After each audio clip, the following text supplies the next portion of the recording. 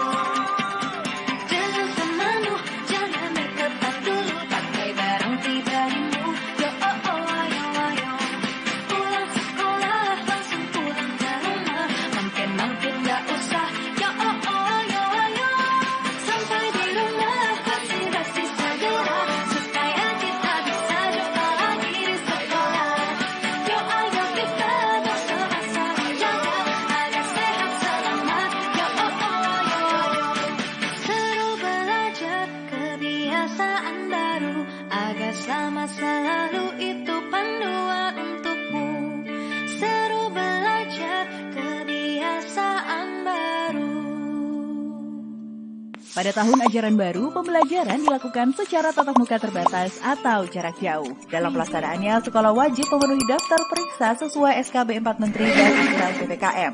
Orang tua berhak memilih apakah siswa akan mengikuti PTM terbatas atau PJJ. Sekolah wajib memfasilitasi kedua opsi dan tidak melakukan diskriminasi. Jadi, semua sudah paham kan? Taati peraturan yang berlaku dan jalankan protokol kesehatan. Ayo kita sambut tahun ajaran baru dengan aman dan nyaman.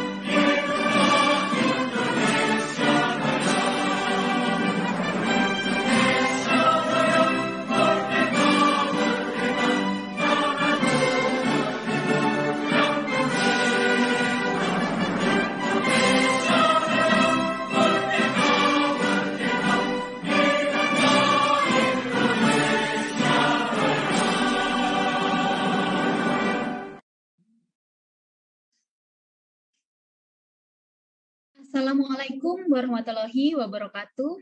Shalom, Om Swastiastu, Namo Buddhaya, dan salam kebajikan. Yang kami hormati, Direktur Sekolah Dasar, Ibu D.R.A. Sri Wahyuningsi MPD, yang kami hormati, Kepala Dinas Pendidikan Kabupaten Kota di seluruh Indonesia, yang saat ini telah bergabung dalam Zoom meeting bersama kami.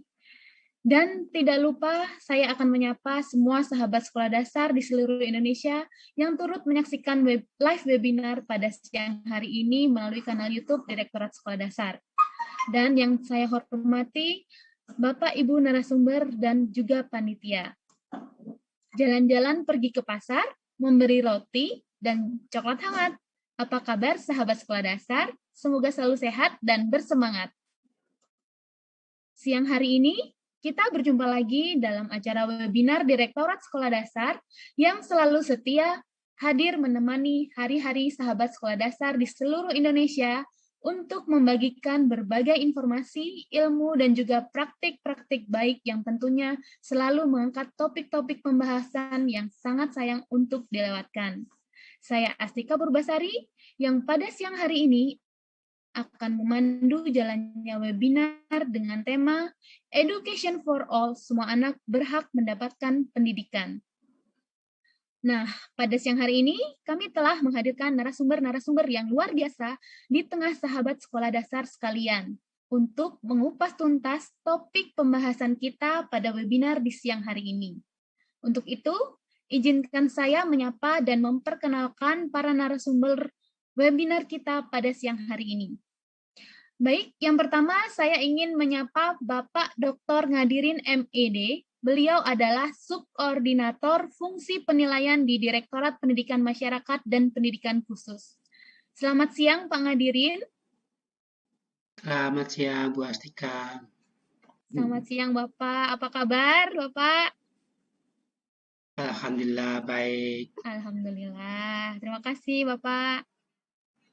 Kemudian saya akan menyapa narasumber yang kedua, yaitu Bapak DRS Hasto Daryanto MPD. Beliau adalah Kepala UPT Pusat Pelayanan Disabilitas dan Pendidikan Inklusif di Dinas Pendidikan Kabupaten,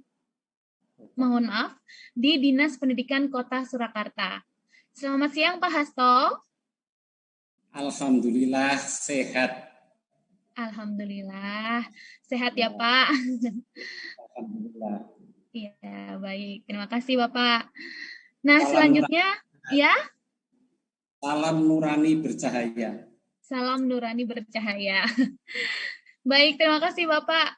Nah, selanjutnya saya ingin menyapa narasumber yang ketiga, yaitu Ibu Yohana Pamelia Berliana Marpaung MA. Beliau dari Komunitas Konservasi Indonesia KKI Warsi. Selamat siang Ibu Yohana. Selamat siang Mbak Astika, selamat siang Bapak dan Ibu semuanya. Selamat siang Ibu, salam kenal Ibu. Ya Mbak Astika. Baik, sahabat sekolah dasar, Undang-Undang Dasar 1945 mengamanatkan bahwa setiap warga negara berhak mendapatkan pendidikan. Artinya, negara menjamin bahwa tidak seorang pun warga negara Indonesia yang tidak mendapatkan pendidikan, termasuk bagi mereka yang memiliki keterbatasan dan bagi mereka yang berada dalam kondisi yang kurang beruntung.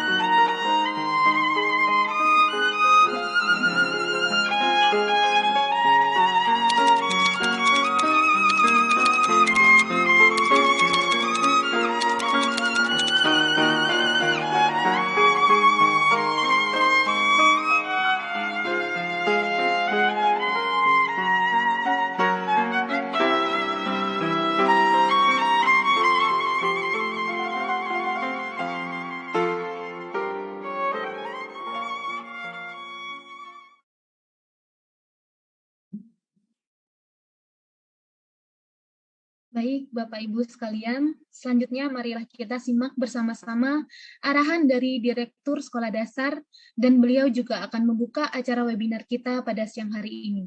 Mencuci tangan sampai bersih untuk menjaga protokol kesehatan. Kepada Ibu Sri Wahyuningsih, waktu dan tempat kami persilahkan. Terima kasih Mbak Astika, pantunnya cantik sekali. Bismillahirrahmanirrahim. Assalamualaikum warahmatullahi wabarakatuh.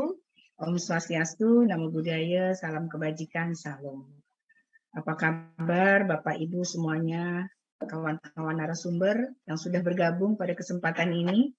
Terima kasih Pak Dr. Andes Hasto, Ibu Yohana, Pak Dr. Ngadirin yang sudah berkenan hadir memenuhi undangan kami untuk sama-sama membersamai kawan-kawan kita, baik pemerintah daerah, Dinas Pendidikan Kabupaten Kota, maupun masyarakat dan kawan-kawan sekolah yang secara setia, yang tetap setia, selalu bergabung pada agenda webinar Direktorat Sekolah Dasar.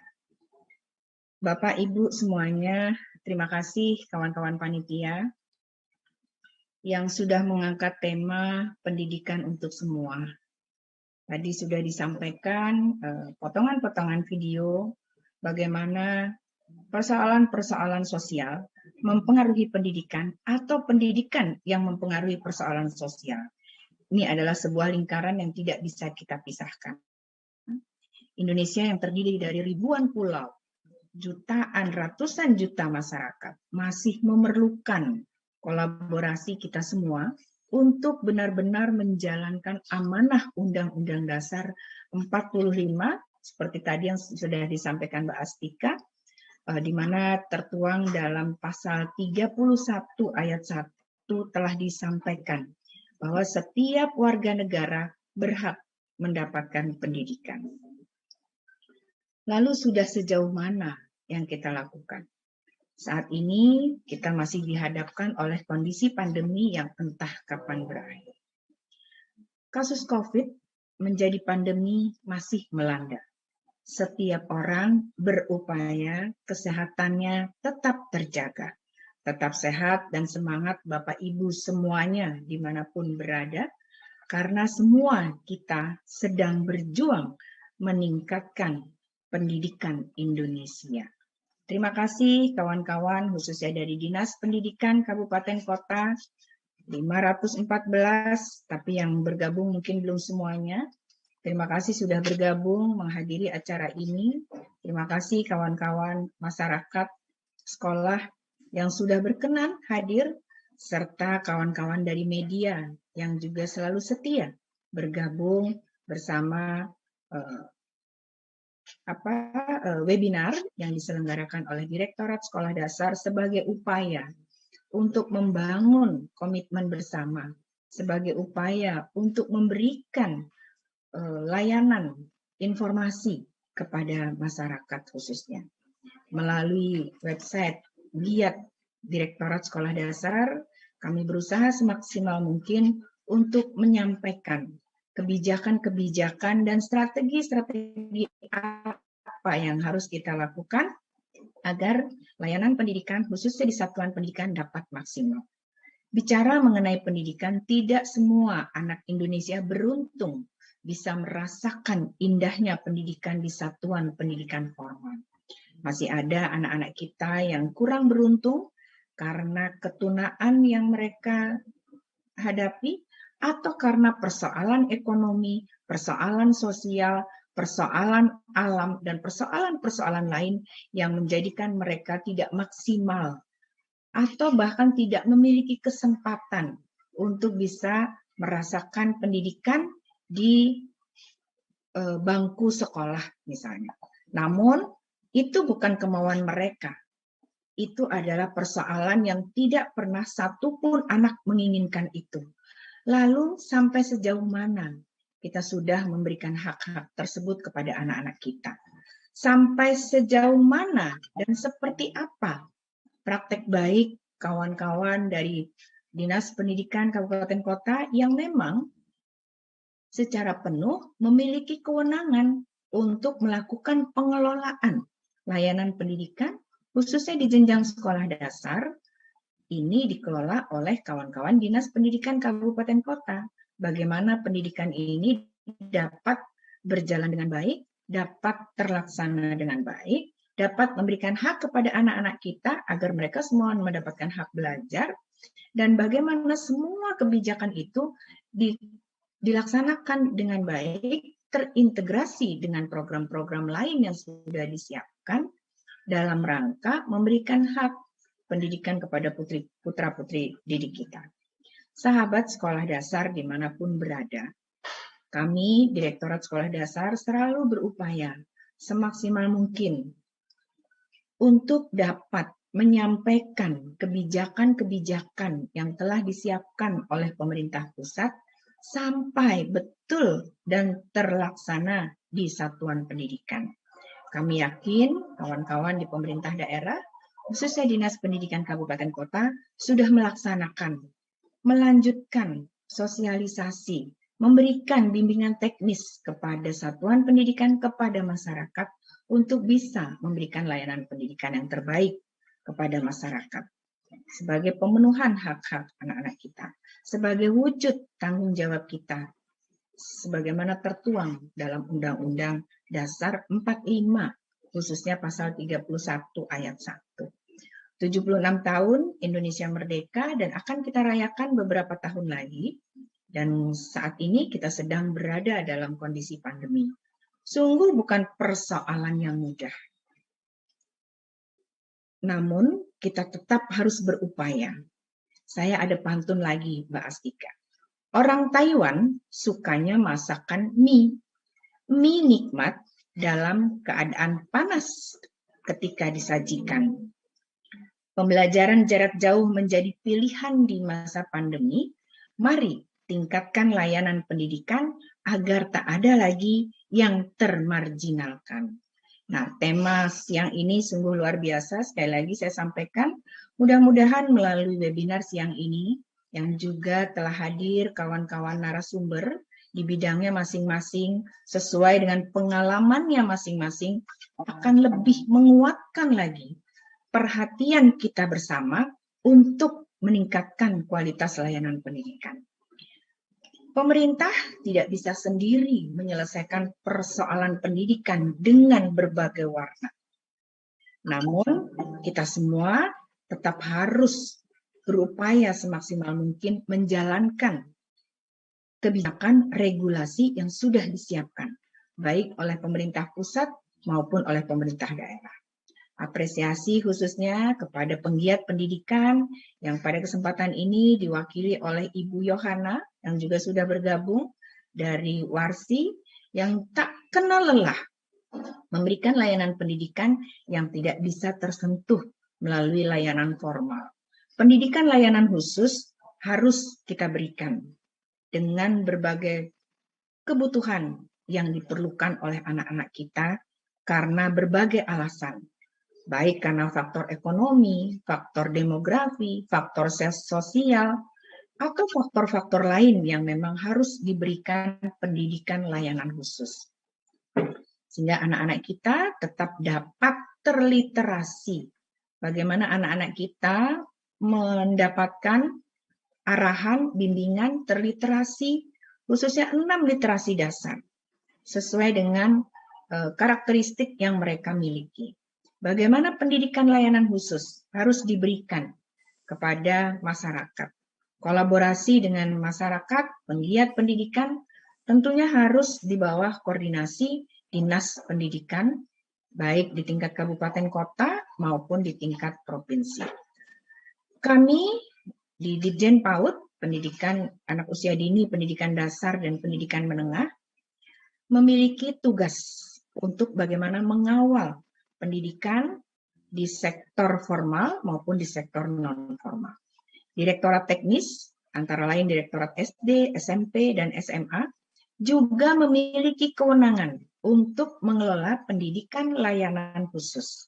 Sementara spesifikasi untuk pendidikan khusus ini dikelola secara khusus, secara spesifik oleh direktorat tersendiri bernama Direktorat Pendidikan Masyarakat dan Pendidikan Khusus.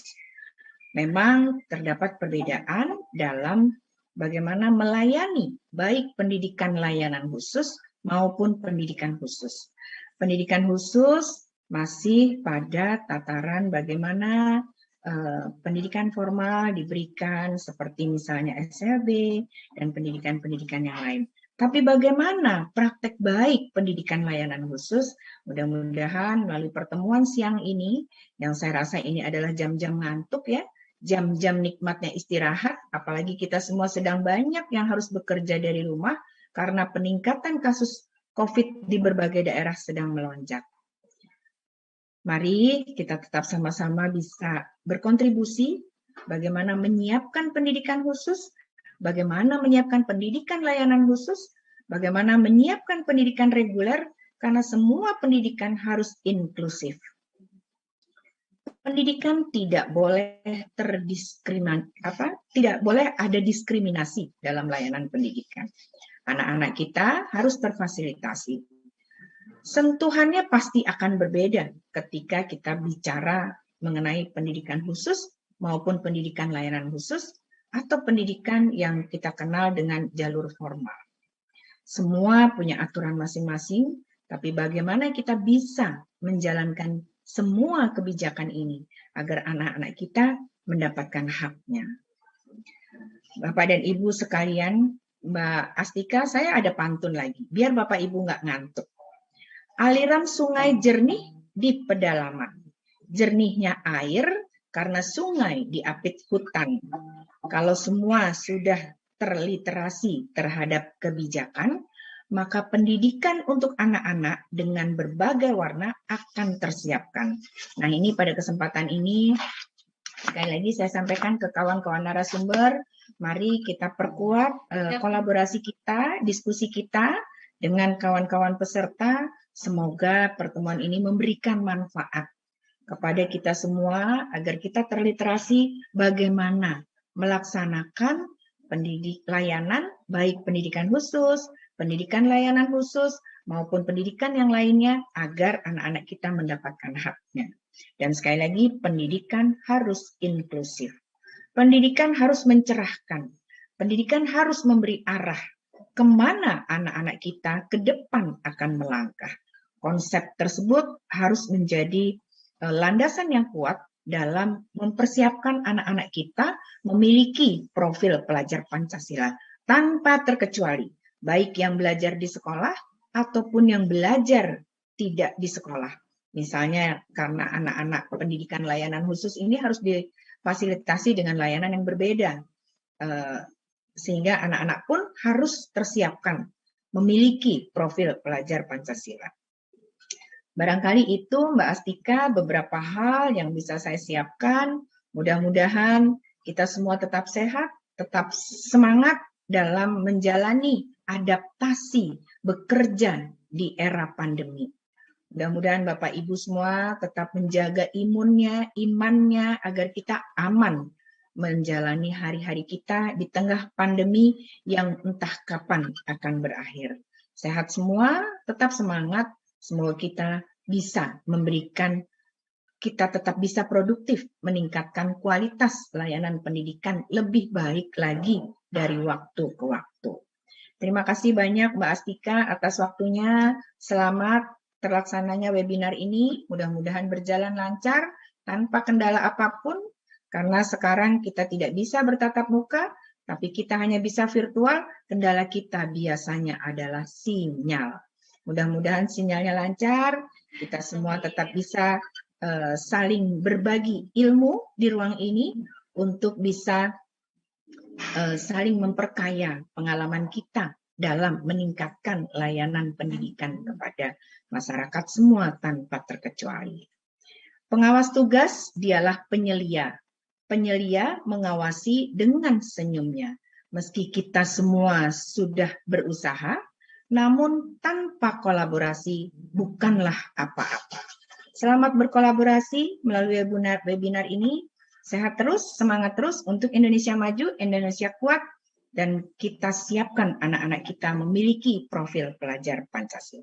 Terima kasih dari saya. Mohon maaf apabila ada hal-hal yang tidak berkenan. Wabillahi taufik wal hidayah. Wassalamualaikum warahmatullahi wabarakatuh. Saya kembalikan kepada Ibu Astika. Waalaikumsalam warahmatullahi wabarakatuh. Terima kasih Ibu. Baik, Bapak dan Ibu sekalian, telah kita saksikan bersama-sama tadi arahan dari Direktur Sekolah Dasar, Ibu DRA Sri Wahyuningsi MPD, dan beliau juga telah membuka acara webinar kita pada siang hari ini. Untuk sesi selanjutnya, yaitu pemaparan materi oleh para narasumber. Namun sebelumnya kami informasikan kepada Bapak dan Ibu sekalian yang hadir dalam ruang meeting bersama kami melalui Zoom, mohon untuk merename nama Bapak Ibu sekalian dengan format nama disertai jabatan dan instansi. Dan juga kepada Bapak Ibu yang hadir dalam ruang meeting via Zoom, mohon untuk mengisi daftar hadir melalui link yang akan kami bagikan di kolom chat. Dan bagi sahabat sekolah dasar yang menyaksikan melalui kanal YouTube Direktorat Sekolah Dasar, link daftar hadirnya akan kami share nanti di kolom chat pada kanal YouTube Direktorat Sekolah Dasar. Ikuti terus rangkaian webinar ini sampai selesai karena nanti akan ada link pendaftaran e-sertifikat dan melalui link yang akan kami bagikan di kolom YouTube Direktorat Sekolah Dasar. Baik, setiap anak berhak mendapatkan pendidikan yang baik. Untuk itu, pendidikan di Indonesia harus inklusif dan tentunya harapan kita bersama.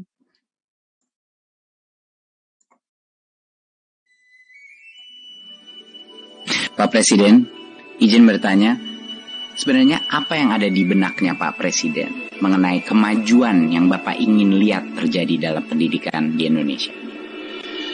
Pendidikan untuk semua. Artinya inklusif, sampai ke pinggiran, sampai ke pelosok, bisa pelosok tanah air. Tapi pendidikan yang berkualitas, ya, itu kunci. Yang kompetitif. Dua-duanya harus berjalan bersamaan. Sekolah inklusif memberikan kesempatan setiap individu merasa diterima dan dihargai di kelas reguler. Menerima keberagaman dan memanusiakan manusia. Mendapat hak dan kewajiban yang sama untuk mendapatkan fasilitas belajar. Keterlibatan dan partisipasi yang terbuka, ramah, meniadakan hambatan yang dirasakan oleh warga sekolah tanpa terkecuali. Walaupun saya berbeda, tapi saya merasa sama di luar sana. Aku tidak sama dengan teman-temanku di sekolah, tapi mendengar tetap kita semua saudara.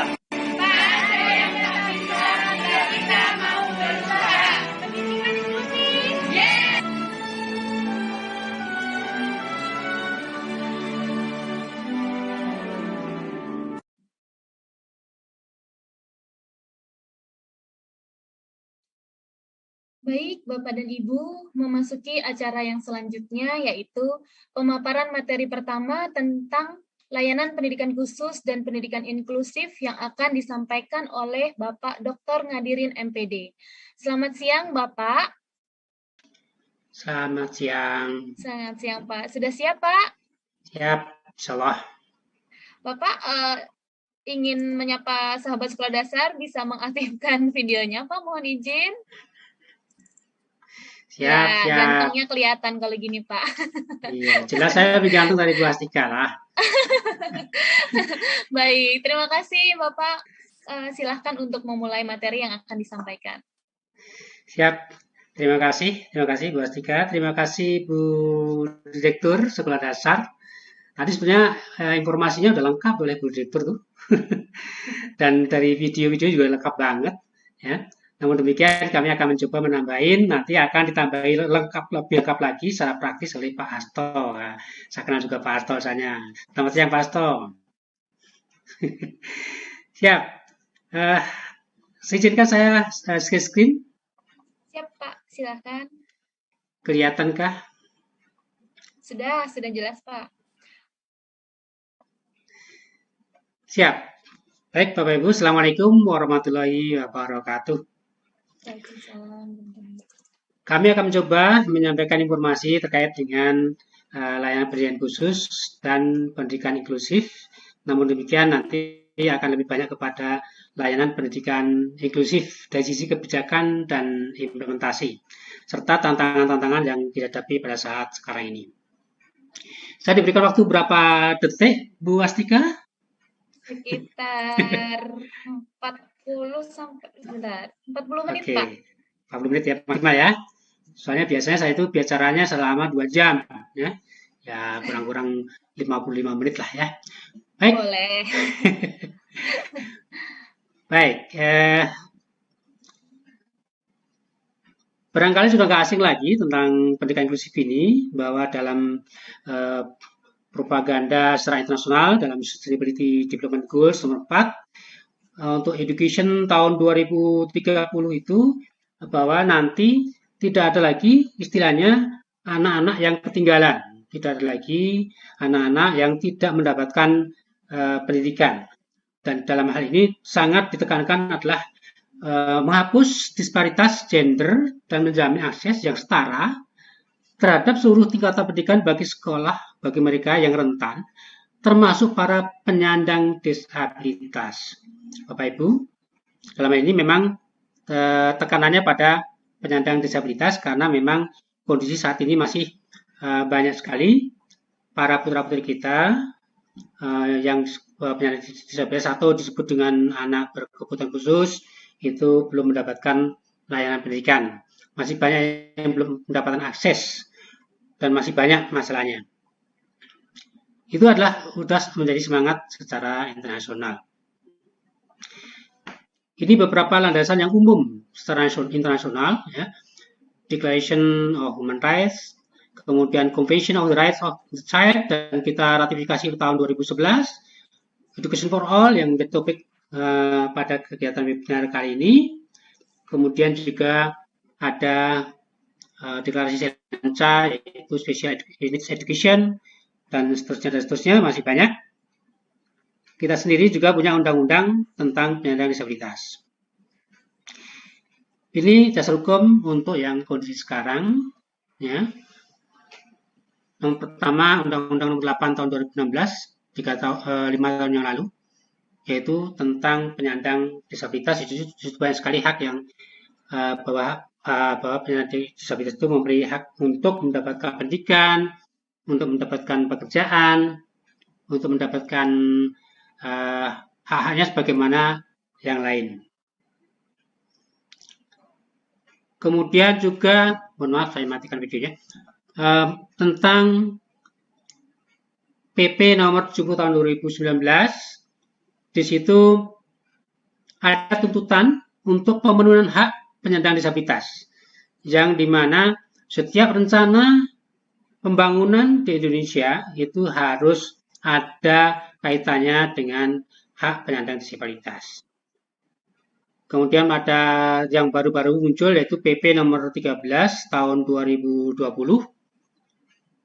yaitu bahwa itu tentang akomodasi yang layak bagi peserta didik penyandang disabilitas, bahwa pemerintah wajib memfasilitasi akomodasi yang layak, menyediakan dukungan anggaran, APBN, APBD, dan seterusnya, tetap menyediakan sarana prasarana, serta menyediakan pendidikan tenaga pendidikan, serta juga menyediakan kurikulum yang khusus untuk menyesuaikan kebutuhan penyandang disabilitas. Apa saja hak penyandang disabilitas yang dijamin dalam undang-undang? Nah, itu diantaranya adalah dari sisi pendidikan, mereka berhak mendapatkan pendidikan secara khusus maupun secara inklusif, berhak mendapatkan akses pendidikan yang bermutu di setiap jenjang dan tingkatan, baik arus utama maupun arus khusus, dan juga mendapatkan akomodasi yang layak. Akomodasi yang layak itu bahwa mereka sesuai dengan keterbatasannya kita harus memberikan layanan. Sebagai contoh, kalau sekolah itu kalau misalnya ada anak yang memerlukan kursi roda, maka akses untuk keluar masuk ke sekolah maupun keluar masuk kelas itu diupayakan supaya mudah. Itu namanya akomodasi yang layak. Berikutnya, berdasarkan undang-undang, disabilitas ini yang dimaksud adalah mengalami keterbatasan fisik, intelektual, mental, dan atau sensorik dalam jangka waktu yang lama dan dalam berinteraksi dengan lingkungan dapat mengalami hambatan dan kesulitan untuk berpartisipasi secara penuh dan efektif dengan warga negara lainnya berdasarkan kesamaan hak. Itu adalah definisi dari disabilitas dari sisi undang-undang. Dan di Indonesia untuk penyandang disabilitas ini dibedakan, dikelompokkan menjadi 4, yaitu disabilitas fisik. Di sana ada tunadaksa, cerebral palsy, amputansi, lumpuh, baik lumpuh layu maupun lumpuh kaku, yang diakibatkan oleh stroke atau akibat oleh kusta. Kemudian di sisi lain ada disabilitas intelektual, ada tunagrahita, Down syndrome, lamban belajar. Kemudian ada lagi disabilitas mental dan disabilitas sensorik. Untuk sensorik ini termasuk tunanetra, tunarungu, dan tunawicara. Di luar itu masih ada lagi tunaganda atau multituna, dan ADD, Attention Deficit Disorder, atau lebih ke arah komunikasi yang kesulitan. Itu adalah jenis-jenis dari penyandang disabilitas yang dimasukkan dalam kelompok di dalam undang-undang. Ini ya penyandang disabilitas. Di antaranya adalah pendidikan. Di atas ada pekerjaan, 2% sektor pemerintah harus mengalokasikan pegawainya untuk penyandang disabilitas, dan sedangkan untuk sektor swasta 1%. Selain untuk pendidikan, juga hal-hal lain, sektor lain juga harus mendapatkan hak yang sama. Kemudian dari sisi PP, dari sisi peraturan, PP nomor 13 tahun 2020, akomodasi yang layak adalah akomodasi atau modifikasi dan penyesuaian yang tepat dan diperlukan untuk menjamin penikmatan atau pelaksanaan semua hak asasi manusia dan kebebasan fundamental untuk penyandang disabilitas berdasarkan kesetaraan. Itu ada dalam pasal 1 PP nomor 13 tahun 2020 tentang akomodasi yang layak.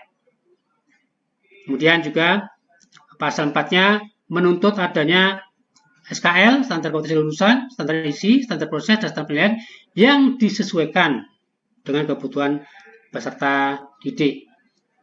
Bapak Ibu, untuk standar ini untuk pendidikan khusus sekarang ini sedang digodok ya. Standar penilaian khusus, standar kompetensi lulusan, standar isi, standar proses, standar penilaian, dan yang lain, ada standar pembiayaan, ada standar pengolahan khusus untuk pendidikan khusus sekarang lagi digodok. Yang sudah ada adalah baru standar proses dan standar sarpras. Itu pun disesuaikan dengan kondisi yang sekarang.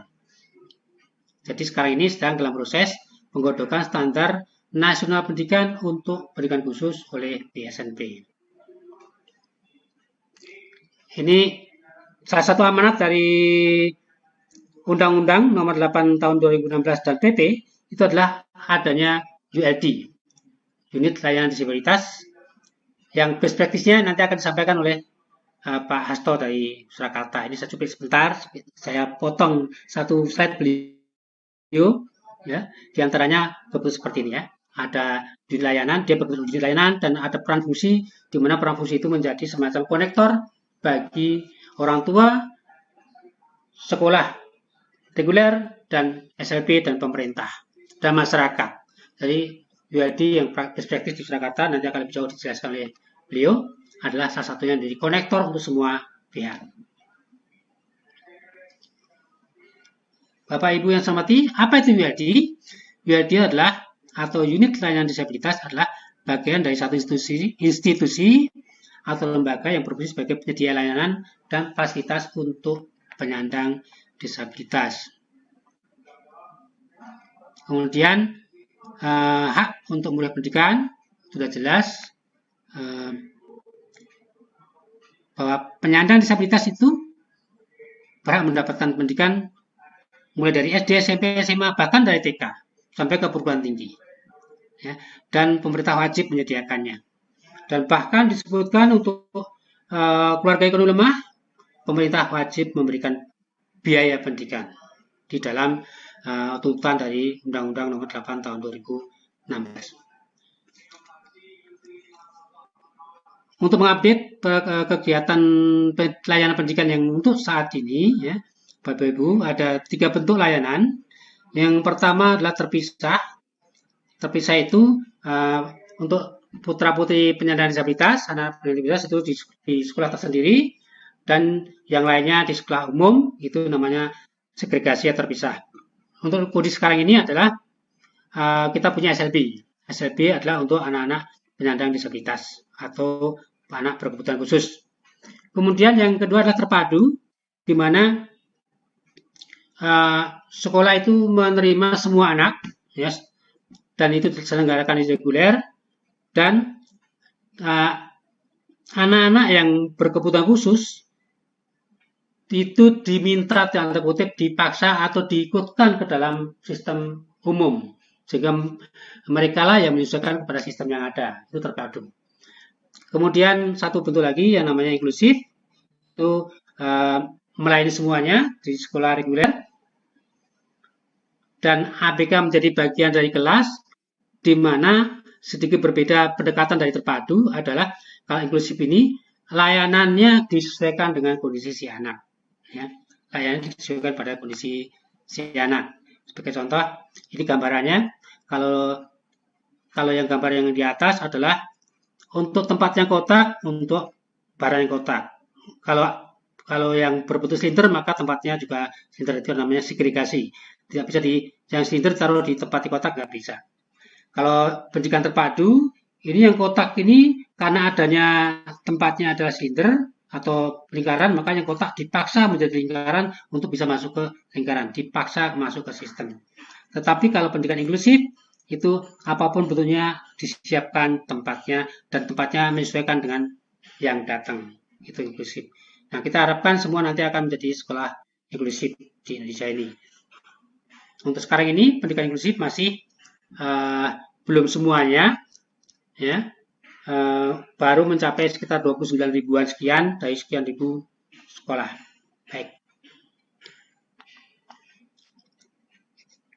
Kita informasikan sepintas tentang pendidikan khusus SLB, ya. Ini kondisinya sekarang.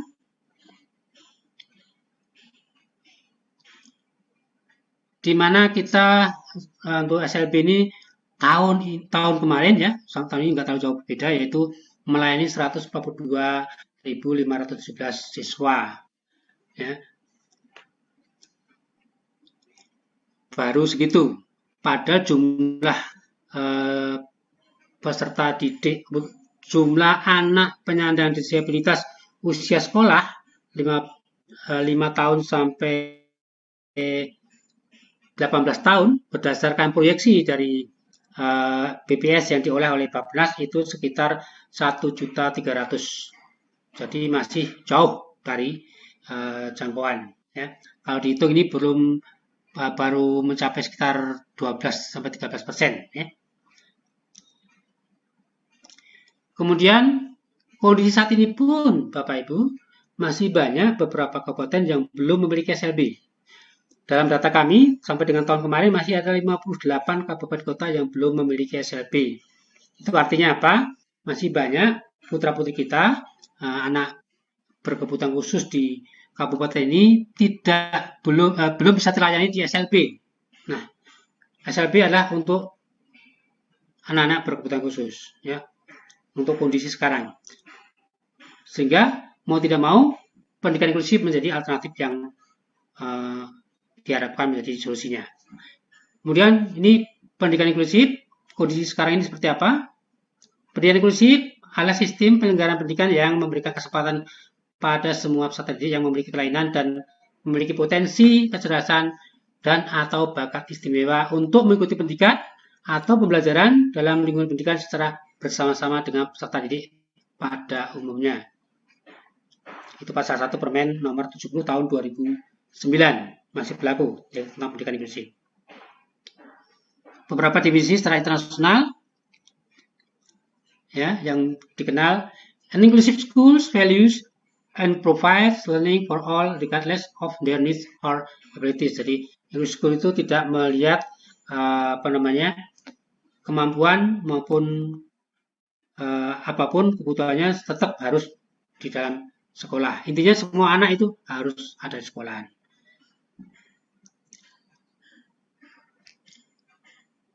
Lanjut, pendidikan inklusif itu bertujuan untuk melakukan pendidikan ke semua, education for all, pemenuhan hak warga negara, penggalian potensi anak, penyiapan tantangan baru, pengembangan kesadaran sosial, pengembangan persaudaraan, pembangunan kepedulian, peningkatan mutu pendidikan. Ini ada dua hal yang tadi saya tegaskan, itu pengembangan persaudaraan dan pembangunan kepedulian. Karena berdasarkan pengalaman banyak, untuk saat ini masih banyak sekolah-sekolah reguler yang belum bersedia menerima. Walaupun ada tuntutan amanat untuk menerima anak dimanapun, di zonasinya ya, dan anak untuk berkebutuhan khusus itu bisa di zonasi yang bersangkutan, bisa juga tempat lain, tapi masih ada sekolah yang belum bersedia menerima untuk anak-anak berkebutuhan khusus. Maka yang perlu ditekankan adalah pengembangan persaudaraan dan pembangunan kepedulian. Ini kondisi pendidikan inklusif saat ini, ya, melayani 124.496 sekolah seluruh Indonesia. Ini data per tahun 2020. Ya. Dan untuk saat ini terdata 35.818 sekolah penyelenggara pendidikan inklusif. Data ini datanya dari Dapodik, bukan dari data sekolah yang di SK-kan, bukan sekolah yang dibuat surat keputusan atau ditetapkan atau tujuh, tapi di mana sekolah menginput ada data APK di dalam Dapodik, maka di dalam Dapodik disebut sekolah penyelenggara pendidikan inklusif. Nah, kita punya 35.818. Dan kita harapkan angka ini meningkat dan kalau bisa segera menjadi masif, karena memang anak-anak itu memang harus sekolah dan setiap sekolah wajib hukumnya untuk menerima anak-anak. Itu. Hanya karena kita masih masa transisi, peraturan menteri tentang unit layanan disabilitas yang menjadi konektor masih dalam proses, nanti akan muncul kalau sudah jadi, mudah-mudahan setiap kabupaten bisa membangun ULD nanti dan bisa membantu menjadi konektor untuk membuat putra-putri kita yang belum mendapatkan akses pendidikan bisa mengikuti pendidikan mau kurs inklusif atau ke SLP tergantung dari kondisinya, dan itu difasilitasi oleh ULD nanti. Ini kondisi dari sekolah inklusif tahun 2019 ya. SD, SMP, SMA, SMK. SD paling banyak ya. Sekolah inklusifnya waktu itu masih 29.000 tahun 2019 dan naik menjadi 35.000, dan naiknya lumayan banyak 6.000. Namun itu pun masih kurang. Siswanya juga naik dari 104.000 menjadi 124.000. 20.000 naiknya, itu pun masih relatif sedikit kecil ya, dibandingkan dengan jumlah yang mencapai sekitar 1 juta anak penyandang disabilitas.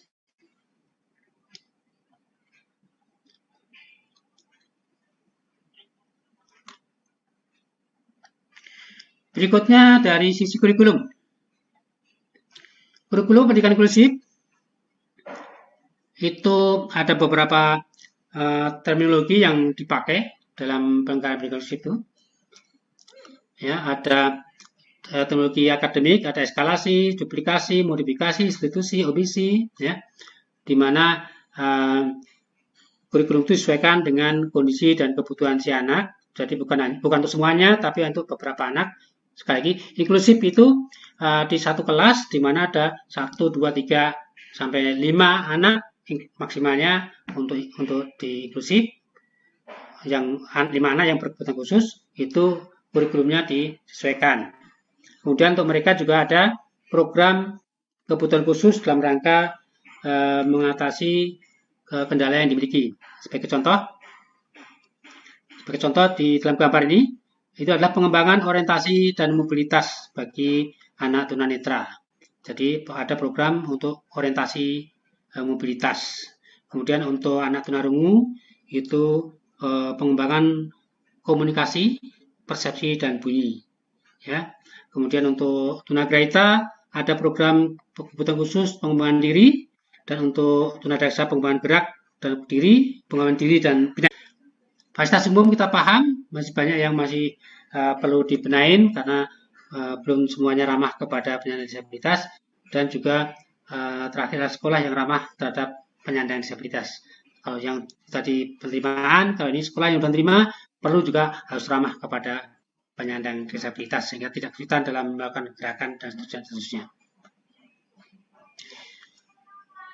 Berikutnya adalah pertanyaannya, what next? Apa yang harus dilakukan? Apa yang dilakukan oleh pusat? Apa yang harus dilakukan oleh provinsi? Apa yang harus dilakukan oleh kabupaten, kota, dan seterusnya. Ya. Ini contoh klasik. Yang dilakukan adalah APBD, jelas APBD, APBN. Namun untuk APBD itu, Bapak Ibu di kabupaten kota, di provinsi, itu tidak akan mudah mendapatkannya, dukungan dari APBD, kalau tidak tersedia peraturannya. Kalau tidak siapkan peraturan daerahnya. Kalau peraturan daerahnya tidak tersiapkan, biasanya akan sulit sekali mendapatkan dukungan dari DPRD. Untuk itu perlu ada peraturan wali, peraturan gubernur, peraturan bupati yang mendukung penyelenggaraan pendidikan inklusif. Kemudian penyediaan satgas, penyiapan pendidik tenaga pendidikan dari si pusat sekarang sedang dihitung berapa sih jumlah kebutuhan guru pembimbing khusus di sekolah inklusif. Ya. Kita sedang bekerjasama dengan GTK Dikmendiksus untuk melakukan pendataan anak berkebutuhan khusus di Dapodik. Sebetulnya berapa sih kita punya? Karena berdasarkan hasil piloting di tahun 2019, tidak semua anak yang diinputkan di dalam Dapodik itu benar-benar penyandang disabilitas. Dan ternyata kita mengembangkan instrumen yang namanya instrumen profil belajar siswa PBS, Bapak mungkin akan mendapatkan itu dipakai untuk melakukan pendataan dan sekaligus melakukan verifikasi terhadap data ABK yang diinputkan di Dapodik. Ternyata itu dari si piloting kemarin, hasil piloting itu terkoreksi sekitar 10%. Lumayan besar koreksinya. Itu artinya apa? Katakanlah jumlah ABK di dalam Dapodik itu kalau dikatakan ada 100, maka itu terkoreksi 10%. Hanya 90 yang benar-benar penyandang disabilitas berdasarkan instrumen. Yang lain itu adalah ternyata bukan. Artinya misalnya sebagai contoh ada anak distempel sebagai tuna netra. Ternyata begitu diisi instrumen PBS-nya, profil belajar siswa, itu ternyata si anak tersebut cukup membutuhkan kacamata saja, sehingga di kesimpulan sementaranya mengatakan dia bukan penyandang disabilitas karena kendalanya sudah teratasi. Itu contohnya. Atau yang lain. Atau sebaliknya. Jadi ada anak yang dianggap tidak punya masalah, tetapi begitu dilakukan instrumen PBS, itu ternyata dia membutuhkan suatu alat bantu khusus. Itu menjadi penyandang disabilitas. Nah, hal seperti itu sedang dilakukan dan sekarang sedang dihitung berapa sih kebutuhan guru pembimbing khusus yang diperlukan untuk mendukung penyelenggaraan pendidikan inklusif di seluruh Indonesia. Karena itu akan ada kaitannya dengan ada kaitannya dengan insentif dan seterusnya. Kemudian perjalanan kurikulum jelas tadi SKL, SI, standar proses, standar penilaian yang disesuaikan dengan karakteristik dari penyandang disabilitas. Perlu ULD jelas. Kemudian ada di dalam PP. Di dalam PP itu ada sanksi administrasi untuk lembaga pendidikan yang tidak melaksanakan akomodasi yang layak bagi peserta didik. Dalam PP nomor 13 tahun 2020 ada beberapa poin ya, teguran tertulis, penghentian kegiatan dan sampai kepada pembekuan dan pencabutan. di dalam PP. Permennya sedang disusun dalam proses. Ya. Kita tunggu setelah nanti terbit permen tentang pendidikan inklusif dan juga ULD. Kemudian berikutnya, dengan berlakunya atau dengan diterapkannya pendidikan inklusif, apakah nanti nggak ada lagi SLB? Nah, tidak. Jadi sekolah inklusif tidak menghilangkan SLB. SLB tetap, bahkan SLB akan menjadi mitra, akan menjadi sumber belajar bagi sekolah reguler yang menyelenggarakan pendidikan inklusif yang punya anak-anak berkebutuhan khusus sebagai tempat untuk belajar, tempat untuk konsultasi. Kemudian anak penyandang disabilitas dapat mengikuti pendidikan di SLB atau di sekolah inklusif, tergantung kondisinya dan tergantung dari kesiapan yang bersangkutan, dan intinya bahwa anak itu harus ikutin pendidikan. Kemudian ini yang sekarang ada, penyandang disabilitas yang tanpa hambatan intelektual secara umum itu ke sekolah inklusif. Yang tanpa hambatan intelektual secara umum kan sekolah inklusif. Bukan berarti ini menjadi barang mati atau kaku, tidak, tapi secara umum ke sana. Sedangkan yang memiliki hambatan intelektual maka kita arahkan kepada SLB, dan ini biasanya standar dipakai adalah IQ-nya di bawah 70. Ya. Itu akan banyak bisa dilayani di SLB, tidak ditutup untuk sekolah inklusif, tetapi lebih banyak bisa dilayani di sekolah luar biasa. Sedangkan untuk penyandang disabilitas ganda dengan hambatan intelektual akan lebih banyak dilayaninya di SLB atau di panti sosial. Kemudian tanggung jawab siapa? Nah, kalau pusat itu tanggung jawabnya jelas, norma, standar, prosedur, kriteria. Untuk provinsi, pembiayaan, peraturan, implementasi, pembinaan, ya, itu pendidikan khusus dan pendidikan menengah. Kemudian kabupaten kota untuk yang berkaitan dengan pendidikan dasar, SD dan SMP. Dan seterusnya, kemudian untuk masyarakat umum, penerimaan, penghapusan status, perlakuan, dan lain-lain. Untuk orang tua itu bertanggung jawab untuk bisa menerima keadaan, memberi kesempatan kepada putra-putrinya, dan memberikan dukungan baik moral, material, maupun anggaran, maupun biaya. Sedangkan untuk yang bersangkutan, itu perlunya kesadaran bahwa dia punya kewajiban dan dia juga punya hak untuk mengikuti pendidikan. Beberapa hal yang perlu kita lakukan untuk sekarang ini adalah dari kita sendiri, ya. Itu yang pertama, kita tahu ada perubahan terminologi. Dulu ada istilah cacat, kemudian menjadi disabel, menjadi tuna, dan sekarang disabilitas atau difabel. Itu perkembangan terminologi untuk memanusiakan, ya. Sehingga kita sekarang tidak lagi mendengar kata cacat atau handicap, ya. Lebih banyak menggunakan kata disabel, pendidikan khusus, kebutuhan khusus, atau difabel. Kemudian siapa yang berkepentingan? Nah, selama ini banyak yang mengatakan mereka memerlukan kita, mereka perlu sekolah, ya, mereka perlu sekolah. Tetapi kita coba mindset dirubah menjadi kitalah yang memerlukan mereka. Jadi bukan mereka memerlukan kita, tapi kitalah yang memerlukan mereka.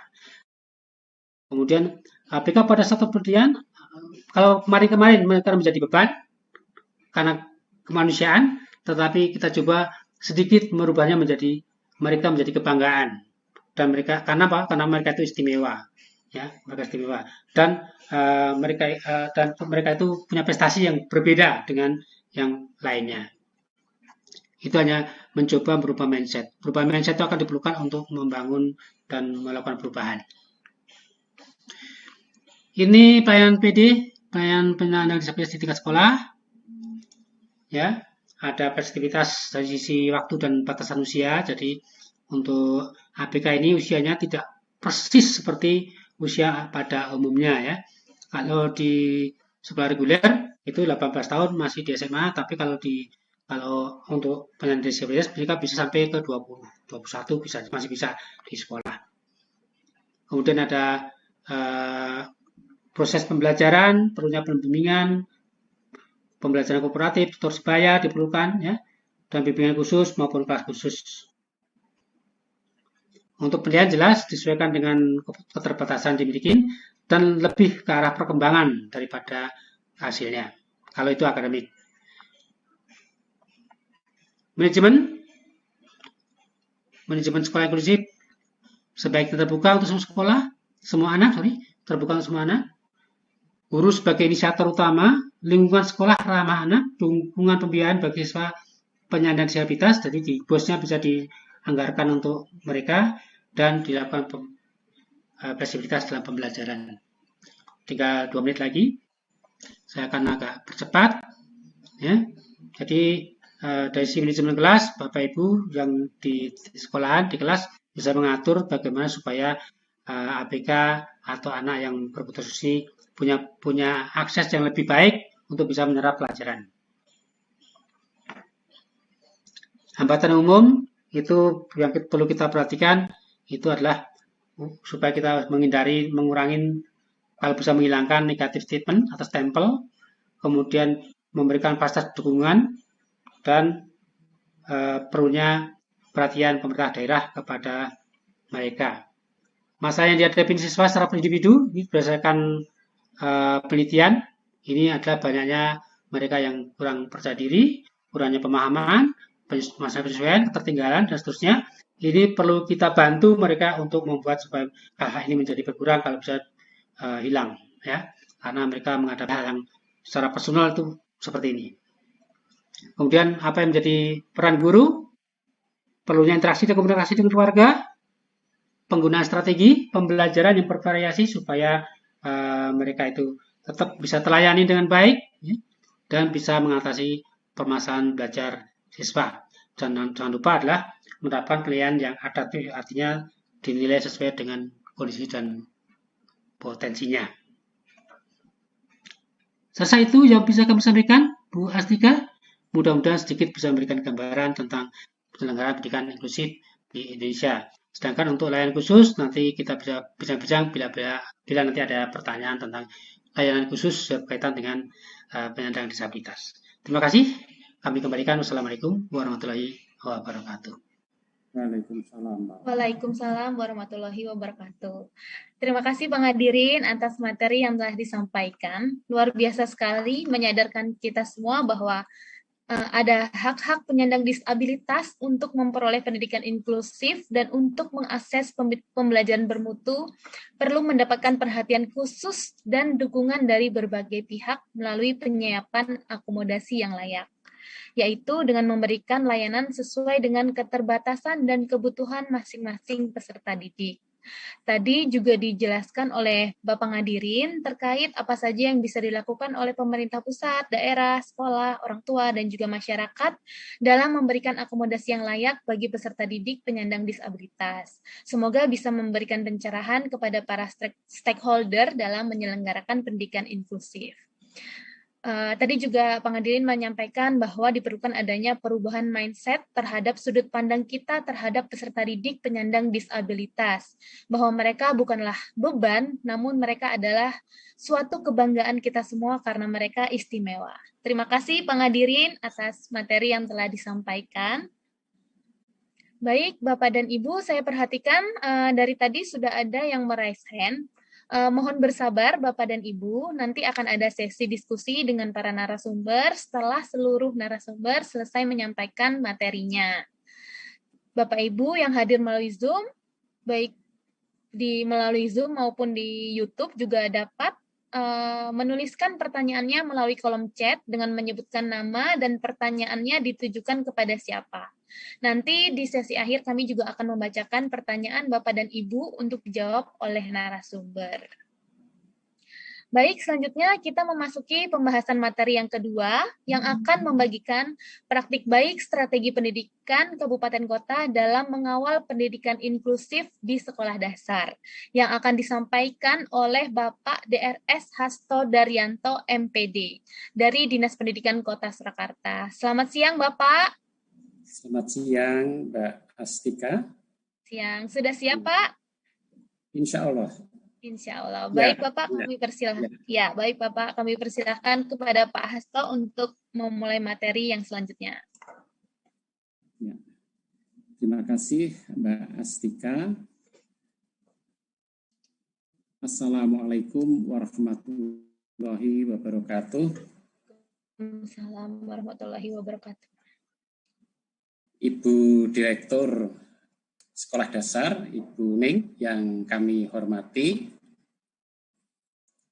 bahwa saat ini kami, Bu Ning, yang dulunya di UPT Pusat Layanan Autis, sekarang sudah bertransformasi menjadi UPT Pusat Layanan Disabilitas dan Pendidikan Inklusif di bawah Dinas Pendidikan Kota Surakarta. Juga yang saya hormati Pak Ngadirin, sahabat kami Direktur PMPK, lalu Ibu dan Bapak Kepala Dinas Pendidikan se-Indonesia, serta sahabat-sahabat saya, para pegiat inklusif di Indonesia. Dalam kesempatan ini tentu saya sangat bersyukur pada Allah Subhanahu wa taala, Tuhan yang Maha Esa, memberi kesempatan pada saya, pada kami untuk berbagi pengalaman. Jadi apa yang akan kami sampaikan ini nanti adalah apa yang kami lakukan di Kota Surakarta. Di Kota Surakarta dalam membersamai penyelenggaraan pendidikan inklusif di sekolah dasar. Karena tugas ini adalah melekat di kantor kami, yaitu UPT Pusat Layanan Disabilitas dan Pendidikan Inklusif, yang tugas pokok fungsinya adalah memberikan layanan pendidikan bagi anak penyandang disabilitas dan mendukung penyelenggaraan pendidikan inklusif di PAUD, lalu Dikdas SD, Dikdas SMP, dan pendidikan masyarakat. Oke. Jadi sekali lagi, Ibu dan Bapak yang kami hormati, saya akan memulai pengalaman kami ini dalam bentuk cerita saja. Oke, silahkan berikutnya. Oke. Ibu dan Bapak, materi paparan kami ada 5. Yang pertama adalah konsisten pada komitmen. Yang 2 adalah program pengembangan pendidikan inklusif. Lalu strategi pengembangannya seperti apa, tantangan penyelenggaraan pendidikan inklusif seperti apa, lalu masukan dan saran kami dari Kota Surakarta nanti seperti apa. Oke. Yang pertama, Ibu dan Bapak yang kami hormati, untuk membersamai penyelenggaraan pendidikan inklusif di Kota Surakarta, Jawa Tengah, ini langkah pertama yang kami lakukan adalah kami semua harus konsisten pada komitmen terhadap pendidikan inklusif. Komitmen kami adalah bahwa pendidikan inklusif itu memiliki cara pandang yang jernih tentang hakikat anak sebagai individu yang unik dan humanis. Itu komitmen kami pertama adalah pada keunikan individu anak yang harus kita perlakukan sesuai kebutuhan dan keberminatannya. Maka Ibu dan Bapak yang kami hormati, nilai-nilai dasar yang kami anut di Kota Surakarta untuk menguatkan komitmen ini adalah sikap welas asih, lalu empati, respek, lalu mau membersamai anak-anak itu dan membahagiakan anak itu dan membahagiakan keluarganya serta membahagiakan semua manusia yang ada di dunia ini. Itu. Lalu yang berikutnya, untuk menguatkan komitmen kami, Ibu dan Bapak, kami akan memandang anak ini sebagai individu yang memang lahirnya itu beragam di dunia, maka kita harus perlakukan keberagaman ini sesuai konteks kebutuhan individunya. Oke. Itu Ibu dan Bapak yang kami hormati. Jadi pada saat menerapkan pendidikan inklusif, mengawal dan membersamai ini, kami bertolak dari konsistensi penegakan komitmen bahwa setiap anak yang terlahir di dunia ini mesti beragam, harus kita perlakukan keunikannya itu dengan nilai-nilai welas asih, nilai-nilai empati, respek, lalu membersamai mereka, dan pada akhirnya membahagiakan mereka. Itu yang pertama. Lalu berikutnya, Ibu dan Bapak, untuk menguatkan nilai-nilai itu, beberapa program yang kami lakukan di Dinas Pendidikan Kota Surakarta adalah meliputi. Yang satu adalah memperluas akses anak berkebutuhan khusus masuk ke sekolah inklusi. Oke. Maka Ibu dan Bapak yang kami hormati, di Kota Surakarta itu ada aturan bahwa setiap anak berkebutuhan khusus yang akan memasuki satuan pendidikan di atasnya itu harus sudah mendapatkan tempat sebelum pendaftaran PPDB online itu dimulai. Itu harus sudah dapat kursi dulu, baik yang PAUD ke SD, SD ke SMP. Mekanismenya anak-anak itu harus di-asesmen di kantor UPT, Pusat Pelayanan Disabilitas dan Pendidikan Inklusif ini. Itu sehingga nanti pada saat pendaftaran online, anak-anak ini sudah diarahkan oleh UPT PLDPI bahwa anak X ini nanti kelanjutannya di SD inklusi ini dari PAUD tertentu. Dari SD tertentu nanti sudah diarahkan ke SMP tertentu. Gitu.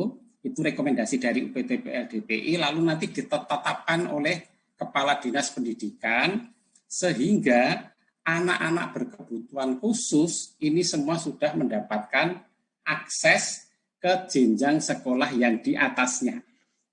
Dan nanti pengawalannya, Ibu dan Bapak, pengawalan anak yang di sekolah inklusi, ini akan salah satunya menjadi tanggung jawab di UPT Pusat Pelayanan Disabilitas dan Pendidikan Inklusif. Berikutnya adalah program meningkatkan kualitas layanan sekolah inklusi, itu melalui beberapa BIMTEK yang kami selenggarakan, lalu memperkuat riset dan pengembangan penyelenggaraan sekolah inklusi.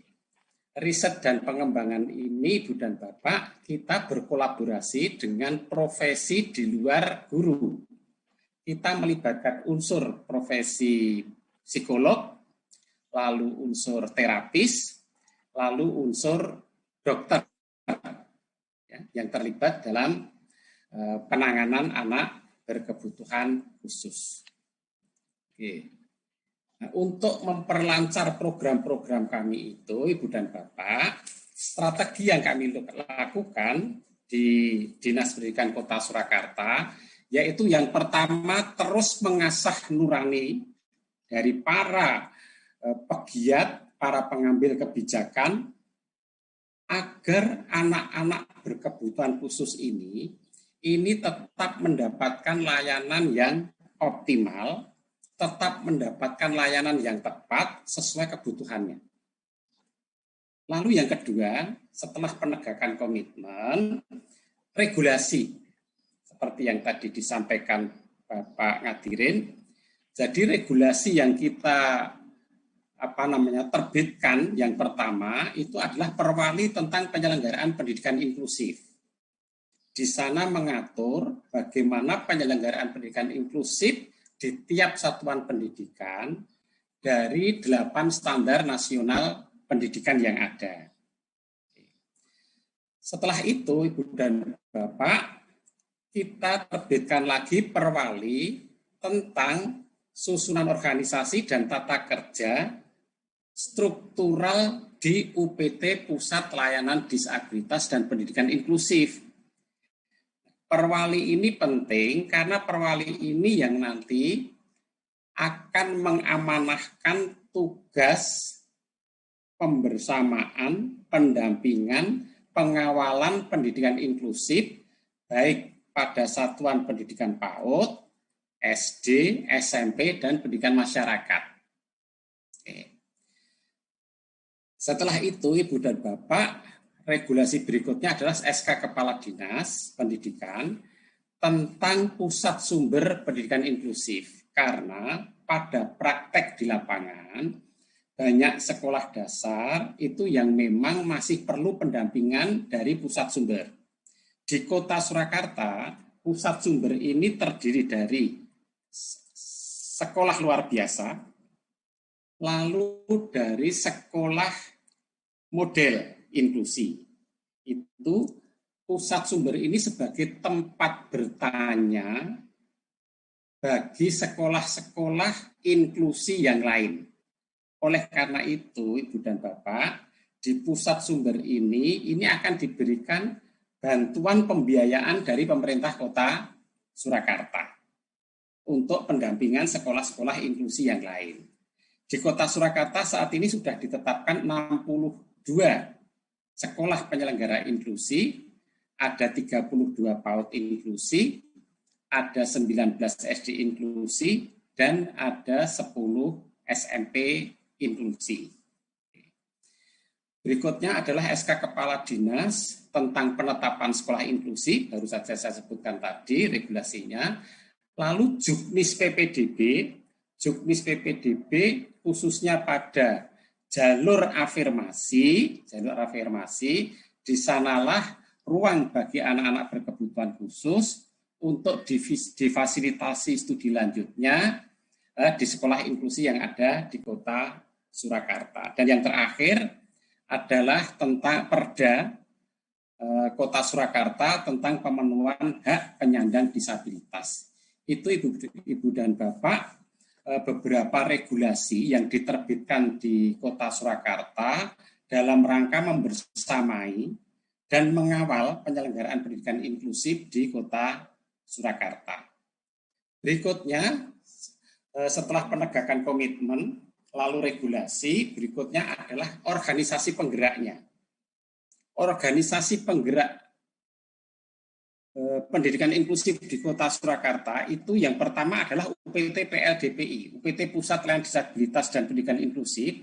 Ini adalah organisasi berbadan hukum wali kota itu yang fungsi utamanya adalah menggerakkan sekolah-sekolah inklusi yang ada di Kota Surakarta mulai PAUD sampai pendidikan masyarakat tadi.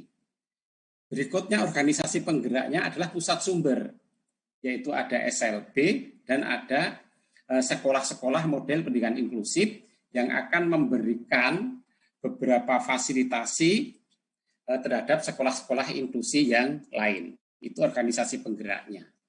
Lalu kelompok penggeraknya adalah kelompok kerja pendidikan inklusif.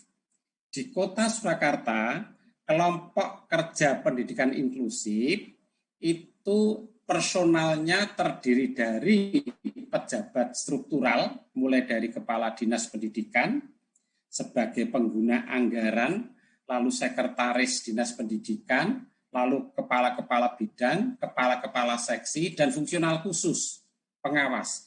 Itu terlibat di kelompok kerja pendidikan inklusif, langsung supportingnya adalah para akademisi. Semua struktural ini terlibat di kelompok kerja pendidikan inklusif karena pada prakteknya penyelenggaraan inklusif ini perlu anggaran. Maka perlu pelibatan secara lebih intensif adalah pejabat struktural khususnya di Kepala Dinas Pendidikan sebagai pengguna anggaran. Itu. Berikutnya yang terakhir Ibu dan Bapak adalah anggarannya. Anggaran dalam membersamai pendidikan inklusif di Kota Surakarta ini, anggarannya ada yang melekat di Dinas Pendidikan, itu melalui bidang-bidang, ada yang di bidang PAUD, ada yang bidang SD, ada bidang GTK, karena GTK nanti kaitannya dengan GPK-nya, penyediaan GPK dan seterusnya. Lalu ada yang anggarannya itu di DPA UPT Pusat Layanan Disabilitas dan Pendidikan Inklusif. Jadi anggaran ada yang melekat di masing-masing bidang dan ada yang di UPT Pusat Layanan Disabilitas dan Pendidikan Inklusif. Anggarannya itu bisa berupa BIMTEK, lalu penyediaan sarana prasarana di sekolah inklusi itu, lalu pengangkatan guru-guru pembimbing khusus sebagai tenaga kontrak perjanjian kerja yang ditetapkan oleh Wali Kota Surakarta. Oke. Jadi Ibu dan Bapak, strategi yang kami kembangkan di Kota Surakarta dalam rangka mengembangkan pendidikan inklusif, itu yang pertama penegakan komitmen. Komitmen semua sama, basisnya adalah untuk kebutuhan anak. Yang kedua, diiringi regulasi. Yang ketiga adalah organisasi penggeraknya siapa. Yang keempat, kelompok penggeraknya siapa. Lalu yang terakhir, penganggarannya dari mana. Oke. Berikutnya, Ibu dan Bapak, tantangan penyelenggaraan pendidikan inklusif di Kota Surakarta ini memang yang paling kami rasakan, pendidikan inklusif ini belum sepenuhnya itu menjadi budaya yang mengakar pada setiap pribadi, pada setiap komunitas itu. Belum sepenuhnya menjadi budaya yang mengakar, bahwa pendidikan inklusif ini sebuah panggilan, bahwa itu masih terus dikuatkan. Lalu pendidikan inklusif belum secara optimal menjadi gerakan bersama secara masif dan berkelanjutan pada seluruh komponen. Ini memang PR-nya di kami, paling kami rasakan itu adalah masalah budaya yang mengakar dan masalah gerakan bersama yang masif ini. Ini yang terus kita kuatkan. Maka tadi di persoalan pertama yang kami sampaikan tadi adalah konsistensi terhadap komitmen. Sampai pendidikan inklusif itu bisa menjadi budaya kita, bisa menjadi gerakan yang masif. Lalu kondisi di sekolah itu memang masih kami dengarkan nada keberatan, cukup repot, kehadiran anak-anak, kekurangan guru pembimbing khusus, itu masih ada suara-suara seperti itu. Lalu kesadaran yang seharusnya ada di semua personal sekolah itu memang harus memandang anak yang unik tadi, sehingga hal-hal yang hal-hal yang seharusnya itu menjadi bagian dari panggilan tugasnya itu tidak menjadi masalah lagi. Nah, disinilah Ibu dan Bapak tantangan kami adalah bagaimana semua personal, semua komunitas yang terlibat di pendidikan inklusif ini memiliki bisa mengasah nuraninya, karena dengan terasahnya nurani ini itu bisa menjadi ruh penggerak. Jadi ada GPK, ada anggaran, tapi kalau ruh penggerak panggilan dari dalam ini yang kami rasakan, jika itu belum tertanam memang agak berat. Maka tekanan kami di Kota Surakarta itu bagaimana setiap pribadi yang terlibat dalam penyelenggaraan pendidikan inklusif itu nuraninya selalu diasah dan dari asahan nurani yang semakin bercahaya nanti diharapkan itu bisa menjadi ruh penggerak kesuksesan pendidikan inklusif. Oke. Itu lalu masukan dan saran kami dari pemerintah Kota Surakarta dalam hal ini Dinas Pendidikan Kota Surakarta terkait penyelenggaraan pendidikan inklusif di Kota Surakarta. Itu yang pertama, dukungan untuk menguatkan paradigma pendidikan inklusif itu secara masif, berkelanjutan melalui berbagai gerakan yang kolaboratif. Secara konkret kami ingin pokja-pokja inklusi itu digerakkan lagi secara masif, pokja-pokja inklusi yang ada di seluruh Indonesia. Lalu yang kedua tentu dukungan anggaran untuk penyelenggaraan pendidikan inklusif. Ibu dan Bapak yang kami hormati, kami ini di Kota Surakarta, di UPT Pusat Pelayanan Disabilitas dan Pendidikan Inklusif yang tugas pokoknya mendukung pendidikan inklusif ini, per tahun itu kami mendapatkan anggaran ya rata-rata di angka 2,5 miliar. Rata-rata di angka itu untuk memberikan dukungan penyelenggaraan pendidikan inklusif baik di PAUD, SD, SMP, dan pendidikan masyarakat. Itu rata-rata di angka itu masih ada anggaran yang di bidang-bidang di Dinas Pendidikan Kota Surakarta.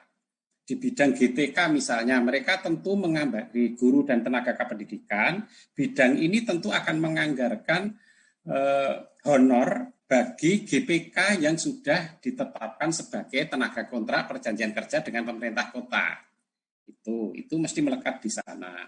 Lalu di bidang SD, bidang PAUD, bidang SMP itu tentu mereka juga akan menganggarkan anggaran-anggaran untuk BIMTEK, workshop bagi guru pembimbing khusus. Itu. Lalu Ibu dan Bapak yang terakhir yang ingin kami sampaikan, mari tebarkan rasa welas asih, empati, respek tanpa diskriminasi untuk kebahagiaan anak-anak negeri ini dan untuk mengasah hati nurani kita. Ibu dan Bapak, demikian kami berbagi pengalaman, apa yang kami lakukan, apa yang kami rasakan, itu dalam membersamai penyelenggaraan pendidikan inklusif di Kota Surakarta. Terima kasih. Barangkali nanti ada forum berbagi, kami akan siap apa yang kami lakukan di Kota Surakarta. Terima kasih, kalau ada salahnya saya minta maaf. Assalamualaikum warahmatullahi wabarakatuh. Waalaikumsalam warahmatullahi wabarakatuh. Terima kasih Pak Hasto atas penyampaian materinya. Luar biasa sekali ya Bapak dukungan Dinas Pendidikan Kota Surakarta dalam mengawal pendidikan inklusif. Semoga berbagai strategi yang dilaksanakan oleh UPT Layanan Disabilitas dan Pendidikan Inklusif di Dinas Pendidikan Kota Surakarta dalam mengembangkan pendidikan inklusif seperti yang telah disampaikan oleh Pak Hasto bisa membangkitkan semangat dan menginspirasi Bapak dan Ibu semua untuk berinovasi dalam mewujudkan pendidikan yang inklusif di daerahnya masing-masing. Karena memang semua komponen harus saling bersinergi secara masif dan berkelanjutan untuk mewujudkan pendidikan yang inklusif. Jika semua pribadi, lembaga, dan semua stakeholder sudah berparadigma inklusif, negara pun hadir dalam mengemban amanah untuk mencerdaskan kehidupan bangsa tanpa memandang perbedaan dan kondisi setiap anak bangsa. Karena setiap anak bangsa berhak mendapatkan kesempatan yang sama untuk memperoleh hak pendidikan secara layak dan bermutu. Terima kasih Pak atas pemaparannya. Terima kasih Bapak. Bapak dan Ibu yang sabar, karena nanti ada sesi diskusi dengan para narasumber setelah seluruh narasumber selesai menyampaikan materinya. Bapak dan Ibu juga dapat menuliskan pertanyaannya melalui kolom chat, baik di Zoom maupun di kolom chat pada kanal YouTube Direktorat Sekolah Dasar. Nanti di sesi akhir kami juga akan membacakan pertanyaan Bapak dan Ibu untuk dijawab oleh para narasumber. Oke, baik. Pada acara selanjutnya, kalau tadi Pak Hasto telah menyampaikan praktik baiknya dalam mengawal pendidikan inklusi, nah pembahasan selanjutnya adalah praktik baik dari lembaga yang melakukan intervensi di bidang layanan khusus. Karena memang selain pendidikan inklusif, pendidikan layanan khusus juga tidak semua anak bisa sekolah. Baik, materi selanjutnya akan disampaikan oleh Ibu Yohana. Selamat siang Ibu Yohana. Ya, Mbak Tika. Siang Ibu. Wah, ini narasumber paling cantik hari ini. Masih muda sekali. Terima kasih Ibu. Baik Ibu Yohana, kami persilakan untuk memaparkan materinya. Oke, terima kasih Mbak Tika. Yang pertama, saya yang saya hormati, terima kasih kepada Ibu Direktur serta panitia dari Direktorat Sekolah Dasar, kemudian yang saya hormati Pak Madirin dan Pak Hasto, rekan sesama narasumber, Bapak Ibu Kepala Dinas, Kabupaten Kota dan jajarannya, serta Bapak Ibu dan teman-teman lainnya. Mungkin sedikit penjelasan jika narasumber sebelumnya itu membahas tentang pendidikan khusus, untuk saya sendiri, saya akan mencoba membahas tentang pendidikan layanan khusus. Nah, jika tadi seperti yang disebutkan Pak Madirin, saat ini Badan Standar Nasional Pendidikan sedang menggodok pengembangan standar pendidikan khusus, saat ini KKI Warsi juga menjadi salah satu tim ahli dalam pengembangan standar pendidikan layanan khusus. Seperti itu.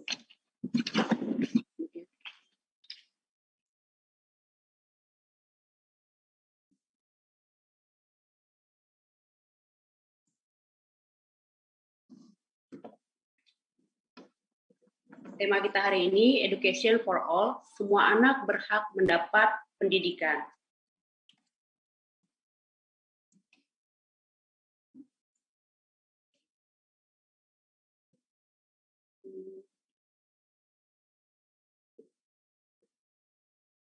Sorry.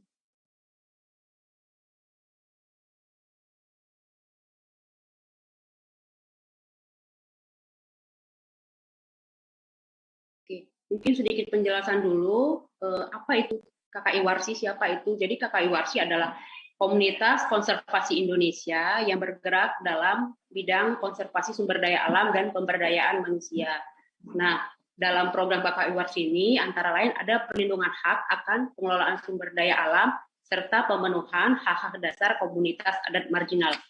Untuk cakupan komunitas adat marginal sendiri yang dilakukan oleh Warsi yaitu kepada orang rimba di Provinsi Jambi, kemudian komunitas Talamama itu yang berada di Provinsi Riau, kemudian Dayak Punan, serta Batin 9 yang ada di Jambi. Untuk Dayak berada di Kalimantan.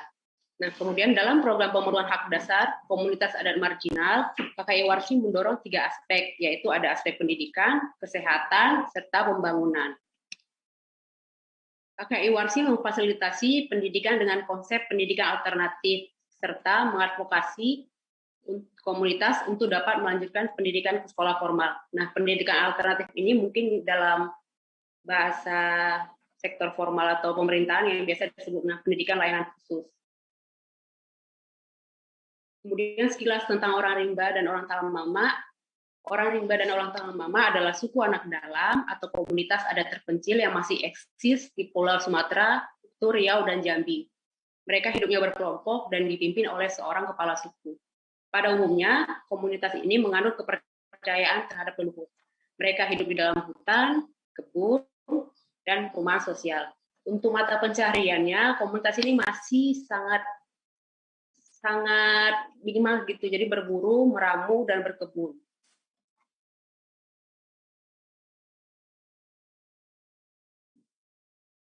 Nah, permasalahan umum saat ini komunitas adat tersebut sudah mulai kehilangan hutan sebagai ruang hidup mereka dan kehidupan komunitas.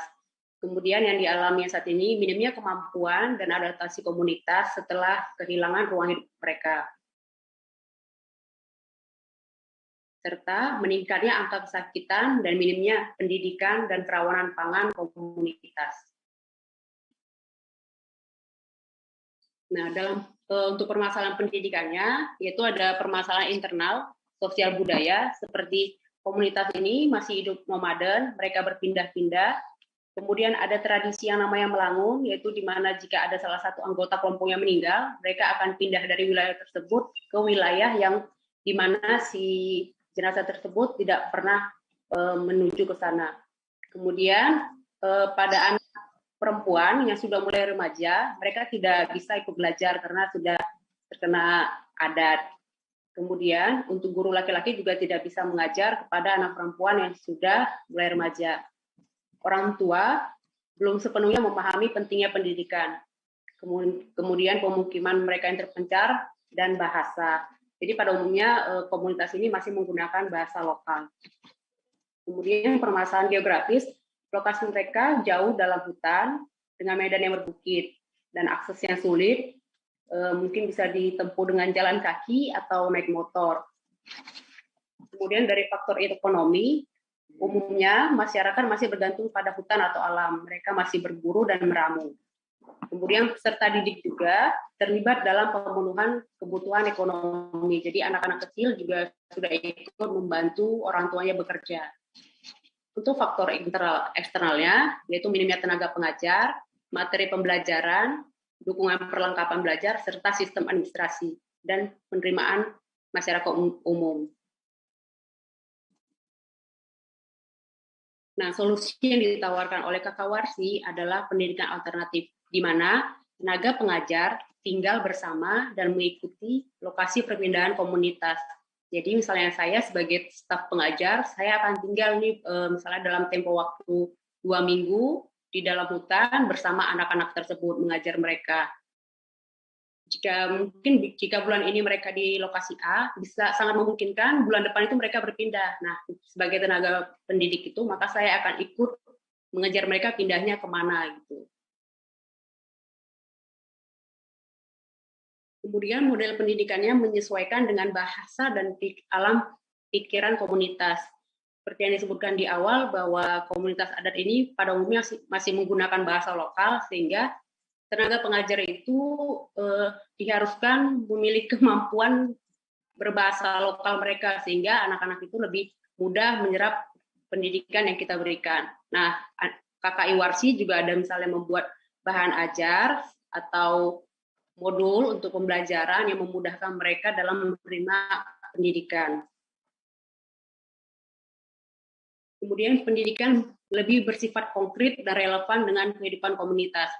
Nah, pada saat ini saya sandingkan, ini adalah hasil dari anak-anak komunitas yang sudah kita advokasi ke sekolah formal. Mungkin bisa dibaca seperti soal ujian. Berikut ini cara melestarikan sumber daya alam, kecuali membuat peraturan, membuat undang-undang pemburuan, melakukan pemburuan liar, memanfaatkan sumber daya alam secara efisien, atau melakukan penambangan yang efisien. Mungkin kita atau peserta didik umumnya akan menjawab melakukan perburuan liar. Nah, namun berbeda dengan anak-anak dari komunitas ini, karena perburuan liar bagi mereka adalah hal yang biasa gitu, sehingga dia memilih jawabannya itu D, melakukan penambangan yang efisien gitu.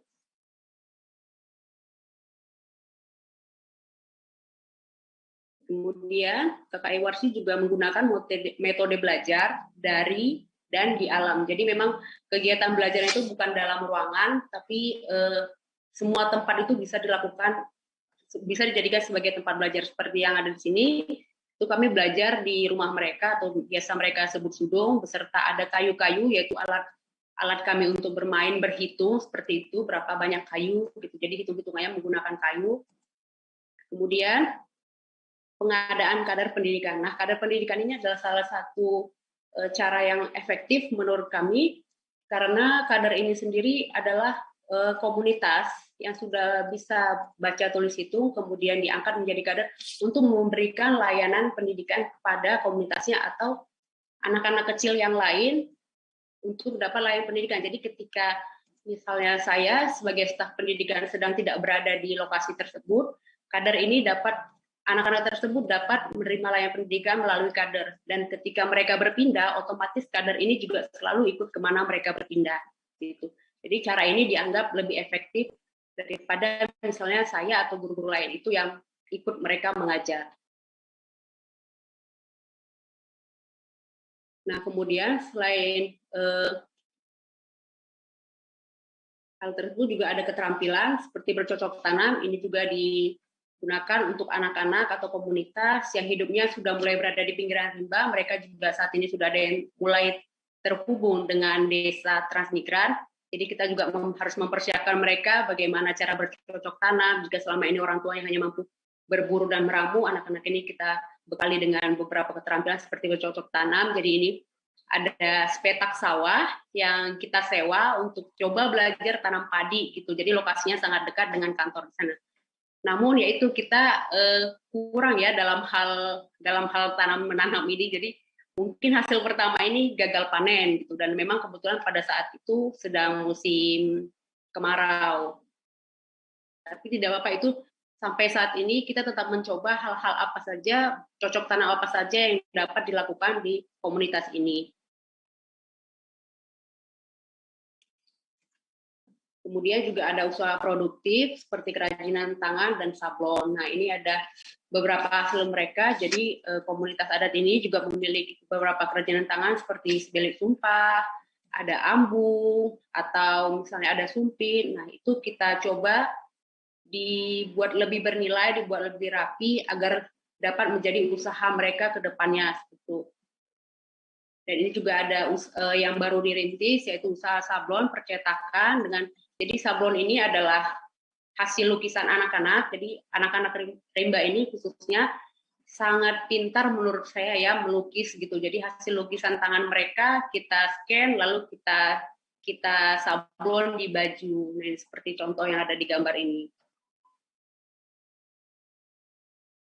Kemudian saat ini kerjasama yang dilakukan KKI Warsi dengan pemerintah seperti pendirian Pusat Kegiatan Belajar Masyarakat atau PKBM Bunga Kembang. Nah, sejak tahun 2019, KKI Warsi sudah mendirikan PKBM dan bekerja sama dengan pemerintah daerah Kabupaten Sarulangun. Selain itu juga ada beasiswa pendidikan dari Dinas Sosial, yaitu baru diterima Warsi di tahun ajaran ini, untuk jenjang pendidikannya dari SD hingga SMK. Ada juga fasilitasi sekolah formal, jadi untuk anak-anak yang sudah kita anggap mampu membaca atau menulis hitung sederhana, jika dia mau dan jika memungkinkan, kita fasilitasi mereka untuk masuk ke sekolah formal. Jadi mungkin bisa dilihat pada gambar ini, rumah mereka ya tenda itu adalah rumah mereka.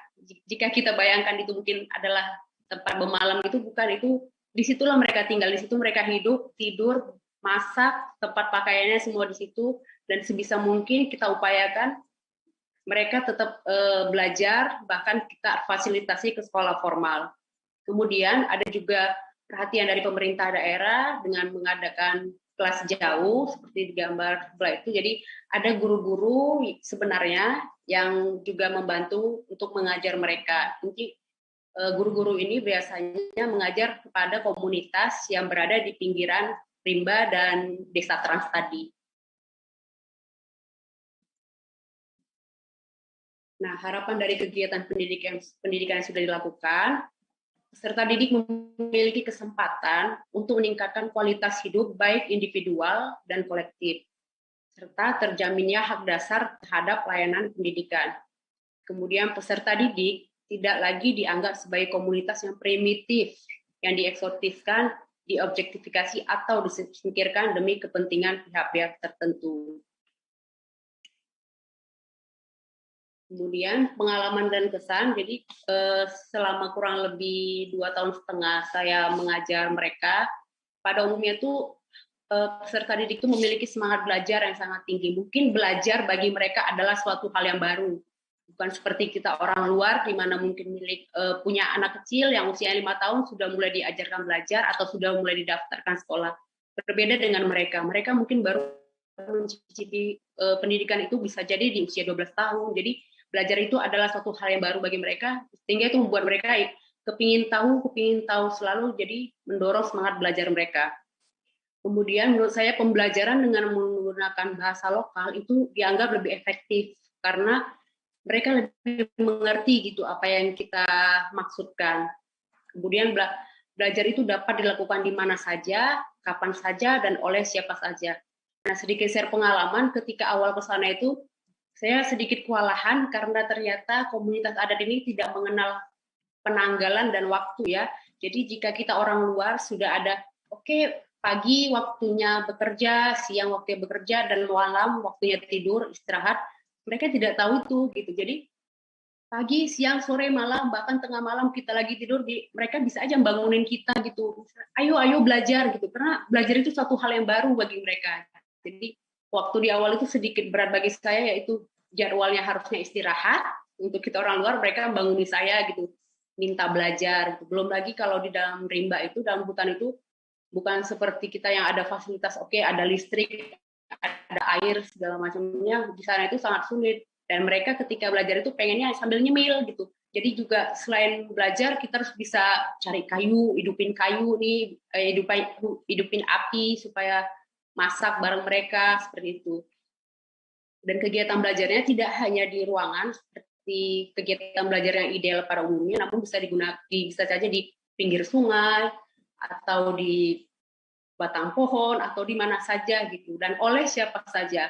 Jika selama ini kita belajar bersama guru gitu, atau yang ada pendidikan guru. Nah, untuk kami sendiri di KKA Warsi memang staf pengajarnya bukan dari bidang keguruan, tapi dari misalnya kayak saya seorang antropologi dan teman saya itu dari sastra Inggris, jadi memang bukan dari guru. Mungkin kalau guru ketika dia kuliah sudah ada pengetahuan bagaimana cara-cara pendidikan yang baik, mungkin agak kewalahan melakukan itu di komunitas, sehingga untuk kami yang tidak ada modal dalam mengajar itu lebih fleksibel dan bisa menyesuaikan dengan keinginan mereka. Seperti itu.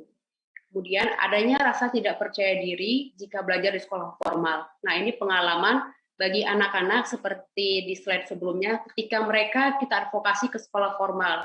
Jadi mereka merasa minder. Satu, mungkin dari segi bahasa, mereka masih agak terbata-bata dalam bahasa Indonesia. Yang kedua, mungkin penampilan. Meskipun sudah berkali-kali kita katakan bahwa dengan menggunakan seragam, kamu sama dengan mereka, gitu. Namun, sama aja, mereka masih agak minder, gitu. Jadi, kalau ditanya gurunya tuh masih diem, ngangguk, gitu. Namun,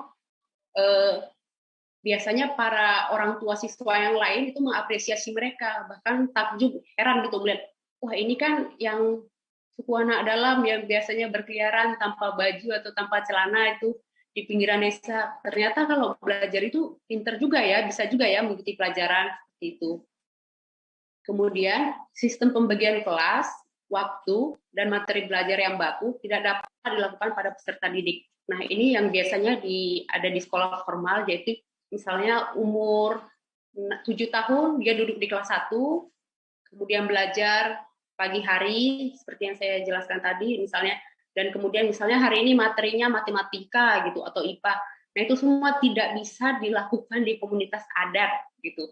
Jadi ketika kita mengajar satu anak gitu, bisa aja anak yang lain datang gitu, dan itu tidak mungkin kita batasin, kamu nanti dulu belajarnya, itu sangat sulit gitu. Jadi ketika belajar itu ya serempak semua umurnya itu, jadi umur bisa jadi dia dari umur 4 tahun sampai belasan tahun, bisa sampai 14 tahun. Itu semua belajar bersama masih pada tahap baca, tulis, hitung. Itu. Dan waktu belajar seperti yang sudah saya jelaskan tadi juga, bisa saja pada tengah malam mereka minta belajar. Dan materi yang biasanya kita sesuaikan dengan kebutuhan mereka.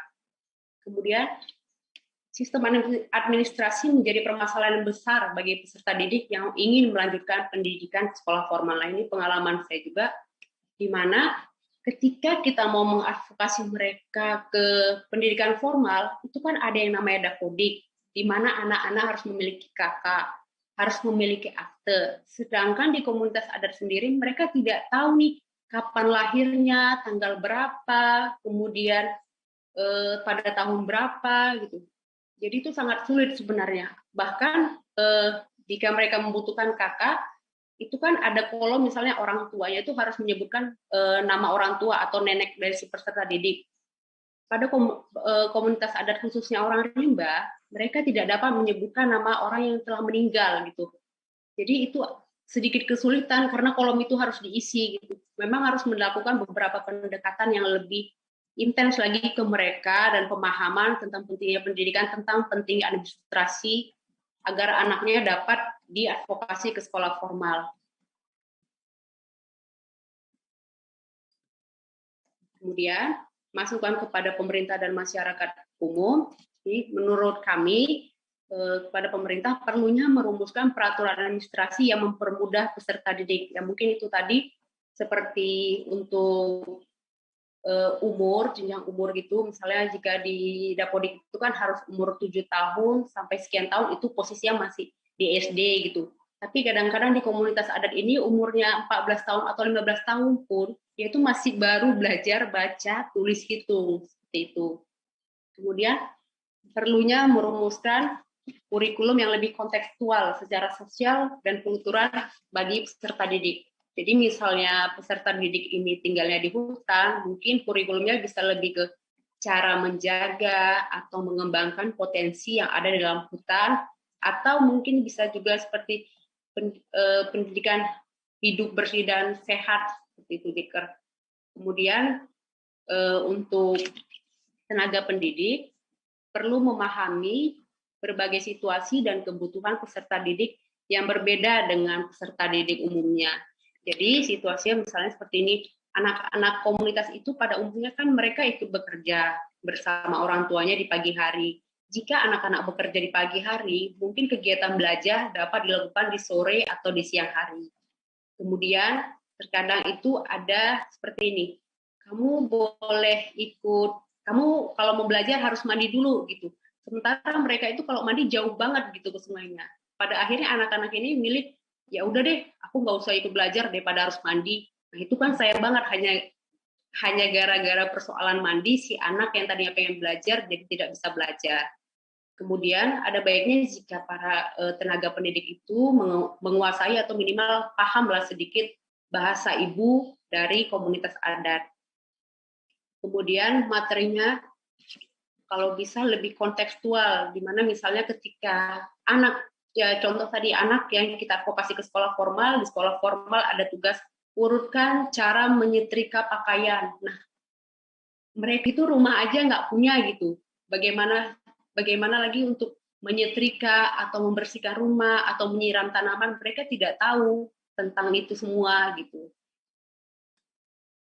Kemudian perlunya memunculkan nuansa pembelajaran yang kondusif, seperti meminimalisir diskriminasi dalam kepercayaan, perilaku, dan budaya. Jadi, buat anak-anak yang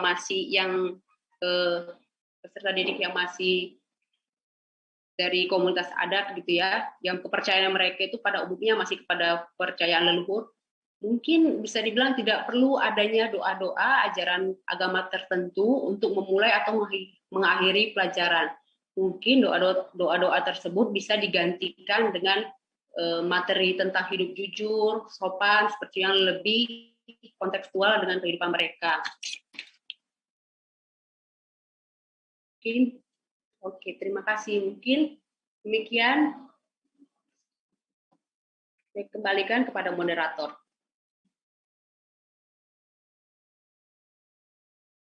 Baik, terima kasih Ibu Yohana atas pemaparan materinya. Seru sekali Ibu melihat upaya-upaya yang dilakukan oleh KKI Warsi dalam memberikan layanan pendidikan bagi anak-anak di komunitas adat terpencil di wilayah Riau dan Jambi ya Bu ya? Ya, benar sekali. Iya, tadi juga disampaikan bahwa peserta didiknya ternyata memiliki semangat belajar yang tinggi ya Bu, meskipun dalam kondisi dengan banyaknya keterbatasan. Dan tentunya Bapak dan Ibu, upaya yang dilakukan oleh KKI Warsi didukung juga dengan adanya dukungan pemerintah di sana, pemerintah daerah di sana. Semoga praktik baik yang dilakukan oleh KKI Warsi juga dapat menginspirasi lembaga dan seluruh stakeholder pendidikan di Indonesia untuk menciptakan dan mewujudkan pemenuhan kebutuhan hak pendidikan bagi anak-anak yang membutuhkan pendidikan layanan khusus.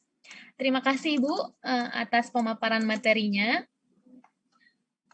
Baik, Bapak dan Ibu peserta webinar yang berbahagia, semua materi dari narasumber telah selesai disampaikan. Untuk itu, tibalah kita pada sesi tanya-jawab.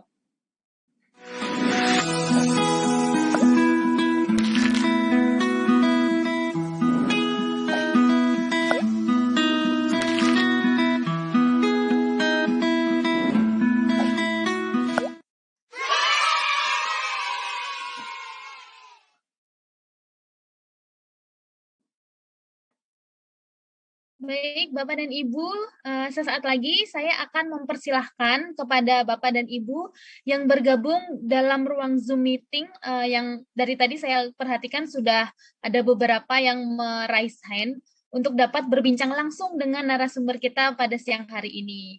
Dan untuk sahabat sekolah dasar yang telah mengajukan pertanyaan melalui chat, nanti setelah sesi diskusi akan kami akomodir juga beberapa pertanyaan dari Bapak dan Ibu untuk dijawab oleh para narasumber. Baik, saya lihat tadi sudah ada beberapa yang resen. Kami di Kabupaten Aceh Timur, Bapak, ada 24 kecamatan. Dengan jumlah sekolah dasar itu ada 286 sekolah. Kami masih banyak daerah-daerah pelosok dan alhamdulillah sesuai dengan Undang-Undang Dasar 1945 kami sudah coba untuk bisa mewujudkan dengan sebagaimana kita diwajibkan untuk melaksanakan memberikan pelayanan pendidikan bagi peserta didik kita. Di 286 sekolah kami itu ada sekitar 43 anak yang disabilitas, dia yang sudah inklusif. Di tempat kami juga ada 1 SLB, sekolah luar biasa. Kendala yang kami hadapi karena letak daerah yang sangat jauh, Bapak, anak-anak ini tidak bisa masuk ke SLB sehingga dia berada di sekolah reguler. Kendala yang kedua yaitu ekonomi orang tuanya. Juga mungkin terbatas sehingga mereka juga tidak begitu rela anaknya diantar ke sekolah SLB, maka dia ada di sekolah reguler. Kami sangat tertarik dengan apa yang Bapak sampaikan tadi dengan program pemerintah Surakarta dalam memberi pelayanan pendidikan kepada anak disabilitas inklusif ini. Kami di sini sangat terkendala karena anak-anak ini belajarnya di sekolah reguler. Para guru kami ini tidak memiliki ilmu dasar tentang pembelajaran kepada anak-anak yang disabilitas tersebut. Setelah itu kami juga tidak memiliki kurikulum yang khusus tentang anak-anak tersebut. Jadi dia hanya mendapat pembelajaran yang sebagaimana biasanya anak-anak yang lain. Mungkin ini adalah kendala-kendala. Maka kami sangat ingin Bapak dari Pak Asto bisa membagikan kami apa sih solusi-solusi yang bisa kami lakukan. Sementara perhatian pemerintah daerah melalui Dinas Pendidikan juga kami terus berupaya untuk terus memberikan pelayanan yang baik tentang anggaran atau fasilitas yang lain. Saya pikir ini Pak yang paling kunci bagi kami karena kami keterbatasan. Mungkin nanti kami akan membuat pelatihan bisa kerjasama kita Pak untuk membantu Kabupaten Aceh Timur karena di daerah kami juga banyak anak-anak disabilitas. Saya pikirnya itu yang dapat kami sampaikan. Lebih kurang mohon maaf. Kami akhiri. Assalamualaikum warahmatullahi wabarakatuh. Waalaikumsalam warahmatullahi wabarakatuh. Baik, silakan Pak Hasto, mohon izin untuk langsung dijawab secara singkat saja. Kami berikan waktu kurang lebih 5 menit. Terima kasih Bapak. Terima kasih Mbak Asti, Bapak dari Aceh Timur ya. Ya. Terima kasih Pak. Yang pertama Pak, tentang pemahaman pendidikan inklusif nanti melalui BIMTEK Pak atau workshop. Materi itu sudah sangat banyak Pak, Tapi kami akan siap memberikan materi itu kepada Bapak. Tolong nanti Bapak bisa catat nomor saya, kita bisa berkomunikasi secara pribadi itu. Nanti barangkali Mbak Astika bisa menyampaikan kontak person saya kepada Bapak itu tentang pemahaman tentang inklusifnya. Lalu yang kedua, tentang guru-gurunya, kalau kami di Kota Surakarta tadi kan guru pembimbing khusus itu diangkat oleh pemerintah kota menjadi tenaga TKPK, tenaga kontrak perjanjian kerja. Karena pada saat itu diserahkan oleh guru kelas memang tidak optimal. Kalau itu hanya diberikan pekerjaan sampingan pada guru-guru tertentu, nanti guru itu pada saat tertentu itu akan karena honor tidak mencukupi itu nanti mereka akan pagih juga Pak. Maka melalui peraturan wali kota di Kota Surakarta itu setiap sekolah yang ditetapkan sebagai penyelenggara pendidikan inklusif itu akan diberikan akan ditempatkan guru pembimbing khusus itu dengan perjanjian kontrak kerja itu untuk gurunya. Lalu untuk organisasi penggeraknya Pak, kalau di Kota Surakarta itu melalui UPT Pusat Pelayanan Disabilitas ini Di Aceh ada, Pak. Ya. Di Aceh itu tempatnya itu, tapi pengelolaan di provinsi itu ada pusat layanan autis juga. Itu yang fungsinya adalah menggerakkan sekolah yang ada di wilayah Aceh itu, Pak. Ya. Begitu Mbak Asti dan Bapak, penjelasan singkat kami barangkali belum cukup memuaskan, tapi kami akan siap bantu Bapak dalam hal penyelenggaraan pendidikan inklusif. Sementara ini kami membantu di Kota Pontianak dan Kota Samarinda, Pak. Izin Pak, nomornya, nomor HP-nya. Ya.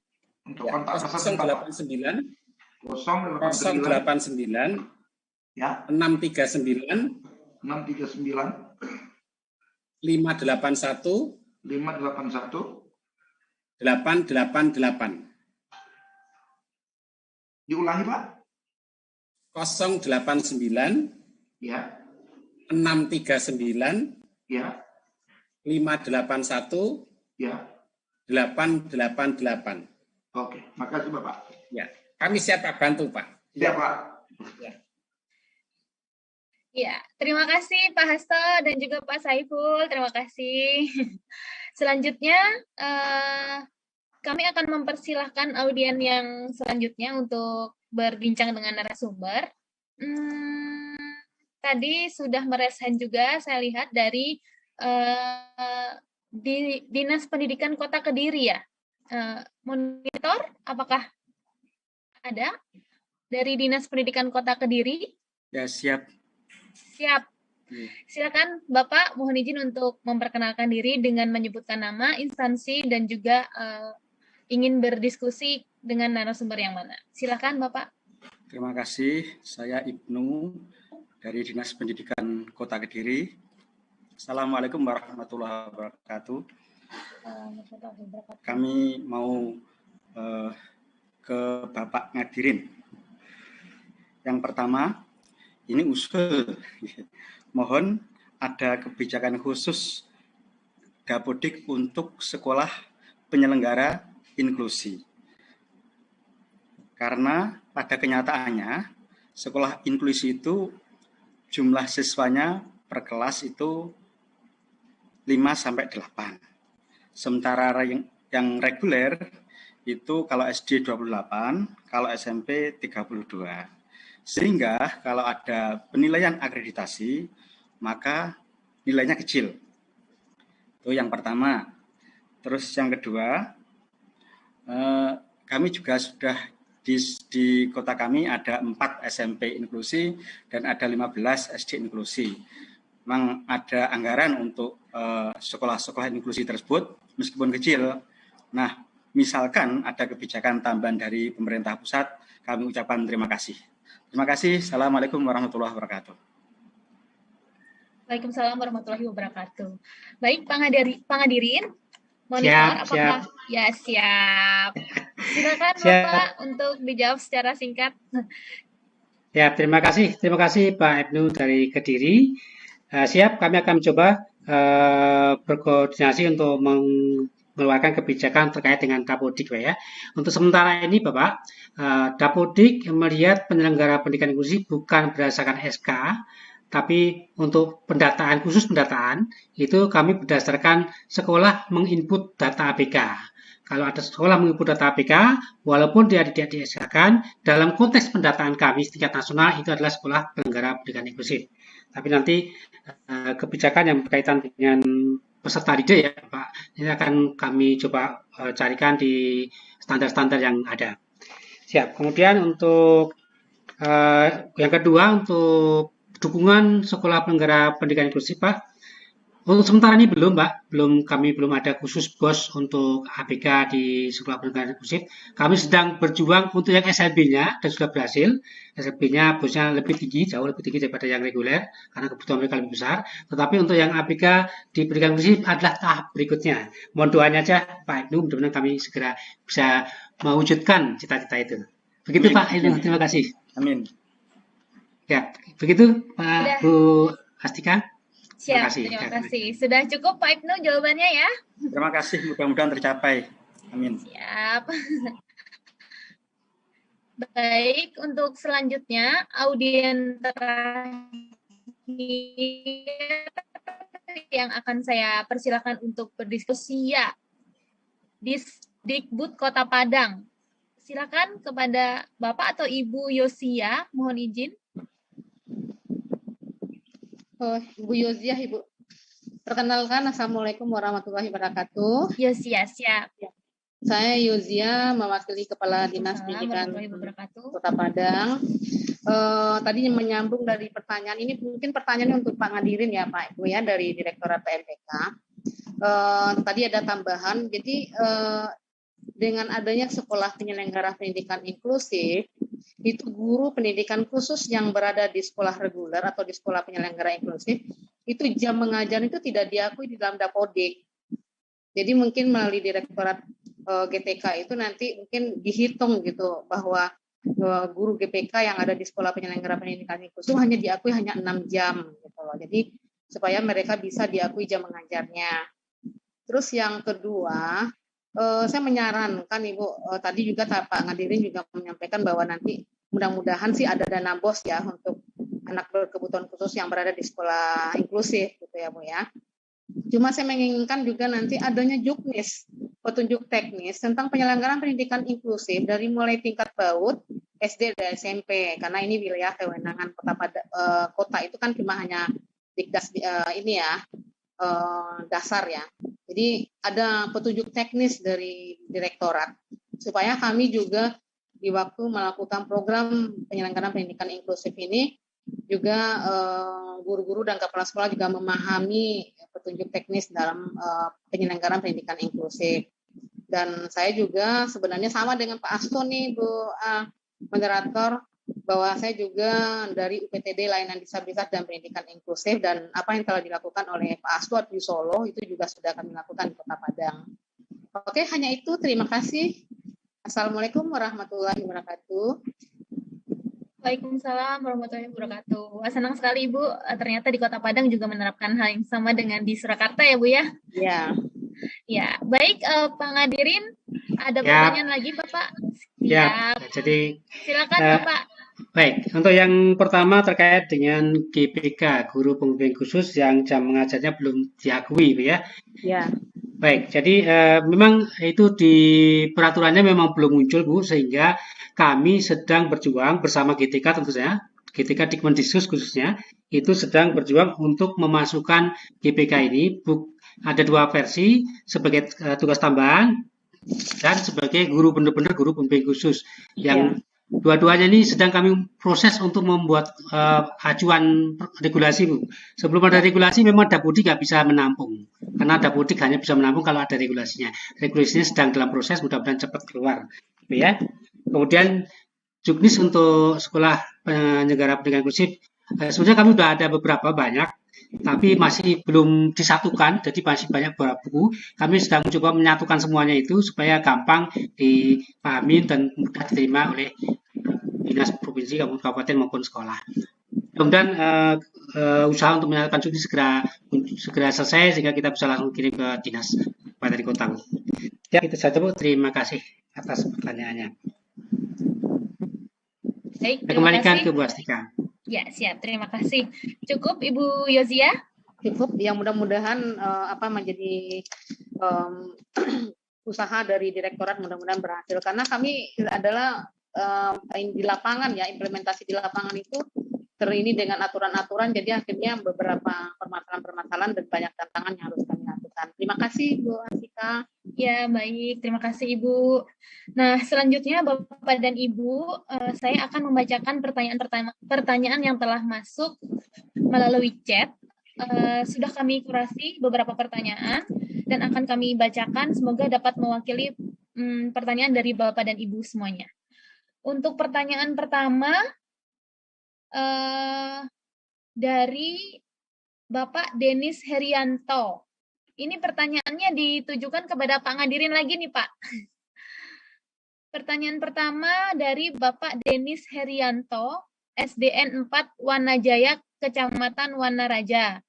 Berapa persen siswa inklusi yang boleh diterima di sekolah sesuai dengan aturan mengingat keterbatasan sumber daya manusia dan fasilitas yang belum mendukung? Baik, silakan Pak Ngadirin. Siap. Jadi jawabannya bukan persen, ya, tetapi jawabannya adalah satu kelas itu maksimal 5 orang.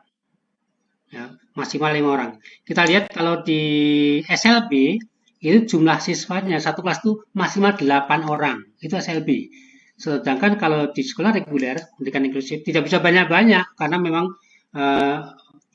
jumlah siswanya banyak sehingga tidak bisa melebihi dari itu jumlah yang banyak. Sehingga hanya 5 itu udah maksimal banget gitu ya. Jadi kalau misalnya satu sekolah SD katakanlah ada 6 kelas, kalau 5 kali 6 itu 30 itu banyak banget, itu udah over malahnya. Jadi untuk sementara ini maksimal 5, tetapi rata-rata kalau kami menyarankan cuma 2 sampai 3. Ya, 2 atau 3 anak per kelas. Jadi bukan persen. 2 atau 3 anak per kelas karena itu pun tergantung dari jenis disabilitas yang disandangnya. Karena misalnya kalau tunanetra berarti perlu ada pendamping khusus gitu kan, nggak bisa langsung sih terima belajar, masih ada pendampingan. Kalau kelamban belajar, alhamdulillah kalau belajar masih bisa lah di 3 sampai 5 seperti ya. Jadi sekali lagi bukan persen tetapi jumlah anak per kelasnya yang dibatasin. Begitu Bu Astika, terima kasih. Ya, siap. Terima kasih Bapak. Berarti bukan persen ya Pak, jumlahnya tapi ya sesuai dengan keterbatasannya juga ya Pak ya, disesuaikan. Ya, untuk selanjutnya pertanyaannya ditujukan kepada Bapak Hasto Daryanto. Saya bacakan pertanyaannya dari Ibu Zufiana Ananda. Tidak disebutkan ini dari mana. Pertanyaannya, apakah pembelajaran untuk anak autis Down syndrome bisa dicampur atau dijadikan satu kelas? Ataukah pembelajarannya dibedakan karena memiliki karakter yang berbeda? Baik, silakan Pak Hasto.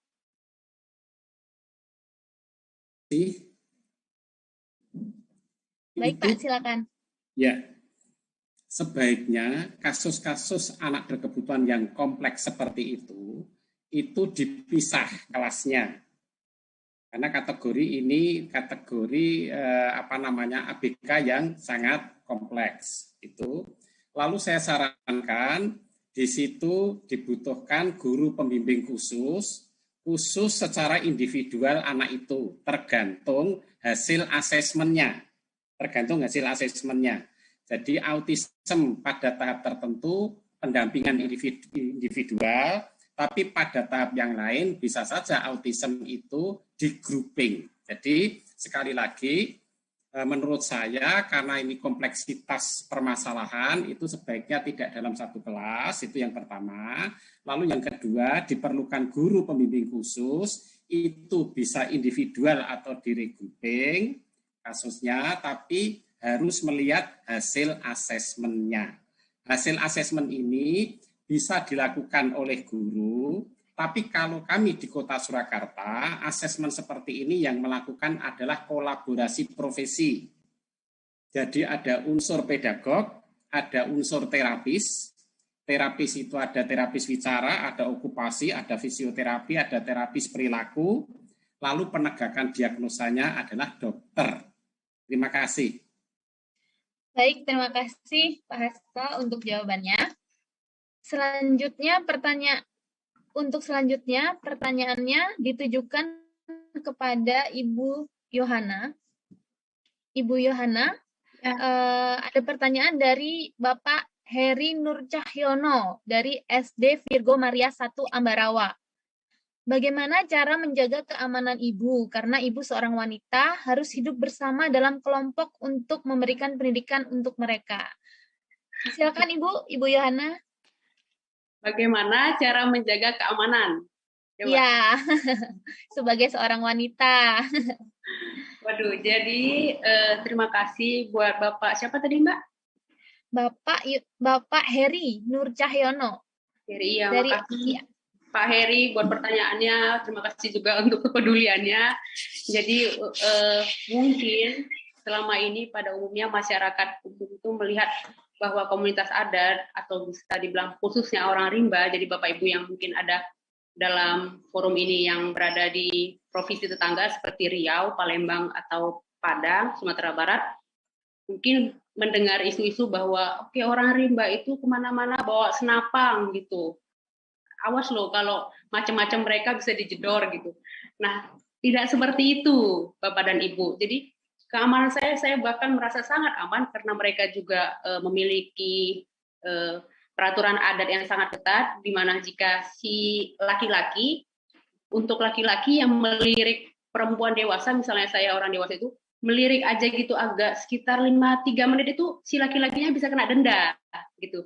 Jadi mereka sangat menjaga saya, bukan saya, selain saya menjaga diri, mereka juga sebenarnya dengan pengetahuan lokal mereka, dengan adat istiadat mereka juga telah menjaga saya gitu. Jadi sangat tidak ada yang saya khawatirkan di dalam rimba gitu. Biarpun mungkin yang agak mengkhawatirkan binatang kali ya, misalnya ular apa gitu. Tapi kalau untuk personalnya ke mereka itu sangat tidak mengkhawatirkan gitu. Ya Mbak. Baik, terima kasih Bu Yohana. Terima kasih. Baik, Bapak dan Ibu, luar biasa sekali materi kita dan diskusi kita pada siang hari ini. Semoga apa yang telah disampaikan oleh para narasumber dapat menyulut semangat dan memberikan dorongan kepada Bapak dan Ibu sekalian untuk tergerak dalam melakukan upaya untuk memajukan penyelenggaraan pendidikan inklusi dan juga pendidikan layanan khusus di daerah Bapak dan Ibu sekalian. Dari apa yang telah disampaikan oleh para narasumber tadi, dapat saya simpulkan yaitu bahwa memang upaya pembangunan pendidikan inklusi di sekolah dasar perlu menjadi perhatian dan komitmen semua pihak. Mulai dari daya dukung sarana prasarana, ketercukupan kebutuhan guru yang berkualitas, dan lain sebagainya. Sehingga penyelenggaraan pendidikan inklusi dapat betul-betul dilaksanakan sesuai dengan amanah undang-undang. Kemudian selain pendidikan inklusif, pendidikan layanan khusus pun juga perlu mendapatkan perhatian dari semua pihak. Perlu adanya dukungan dari setiap stakeholder di daerah untuk mengakomodir hak-hak pendidikan bagi anak-anak yang memiliki keterbatasan yang ada dalam kondisi yang kurang beruntung. Baik, terima kasih untuk semua narasumber atas sharing dan ilmunya pada acara webinar di siang hari ini. Pak Ngadirin, Pak Hasto, Ibu Yohana, terima kasih Bapak dan Ibu. Terima kasih juga kepada Ibu Direktur Sekolah Dasar yang tadi di awal acara webinar ini telah membuka dan memberikan arahannya. Selanjutnya kami juga berterima kasih kepada para undangan dari Dinas Pendidikan Kabupaten dan Kota di seluruh Indonesia atas kehadirannya bersama kami melalui Zoom meeting hingga sore hari ini. Dan tidak lupa kami sampaikan juga terima kasih kepada sahabat sekolah dasar di seluruh Indonesia yang selalu setia dan berantusias dalam mengikuti seluruh acara webinar yang telah diselenggarakan oleh Direktorat Sekolah Dasar pada setiap kesempatannya. Sahabat sekolah dasar yang ingin mengetahui lebih banyak lagi informasi mengenai kegiatan-kegiatan, aktivitas, dan program-program yang dilaksanakan oleh Direktorat Sekolah Dasar, Bapak dan Ibu dapat mengikuti seluruh akun media sosial dan membuka laman website Direktorat Sekolah Dasar. Baik Bapak dan Ibu, alhamdulillah kita telah sampai di penghujung acara. Saya Astika Purbasari, mohon undur diri dan mohon maaf apabila selama memandu jalannya webinar kali ini masih terdapat kekurangan di sana-sini. Selalu ingat 5M, mencuci tangan, memakai masker, menjaga jarak, menjauhi kerumunan, dan membatasi mobilitas. Mari kita bersama-sama mensukseskan upaya pemerintah untuk memutus mata rantai penularan COVID-19. Akhir kata, saya ucapkan terima kasih dan salam sehat. Wassalamualaikum warahmatullahi wabarakatuh. Waalaikumsalam warahmatullahi wabarakatuh. Terima kasih Bapak, Ibu.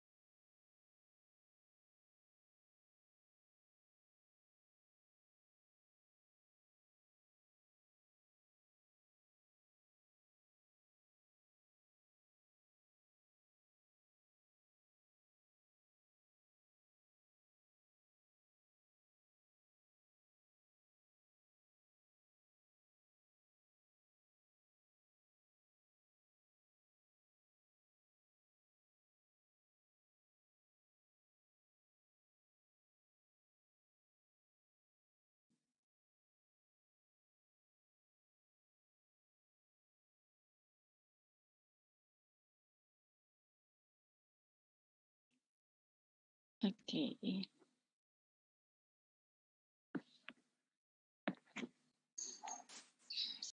Bismillahirrahmanirrahim. Assalamualaikum warahmatullahi wabarakatuh. Waalaikumsalam warahmatullahi wabarakatuh. Selamat pagi, salam sejahtera untuk kita semua.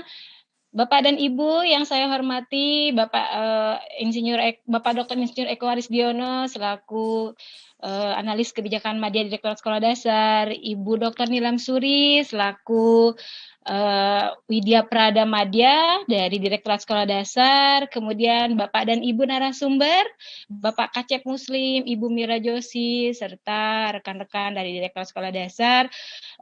Selamat datang dan terima kasih atas kehadirannya di acara webinar nasional. Yuk kita mengenal lebih dekat bentuk soal AKM Sekolah Dasar. Kembali lagi sahabat Sekolah Dasar, bertemu dengan saya Lani Anggraini di acara webinar yang mungkin Bapak dan Ibu sudah ditunggu-tunggu kaitannya dengan kebijakan prioritas Kementerian Pendidikan dan Kebudayaan dalam rangka mempersiapkan asesmen nasional.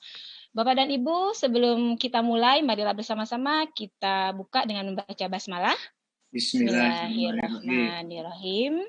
Selanjutnya, marilah kita mendengarkan lagu Indonesia Raya. Kepada host, dipersilahkan.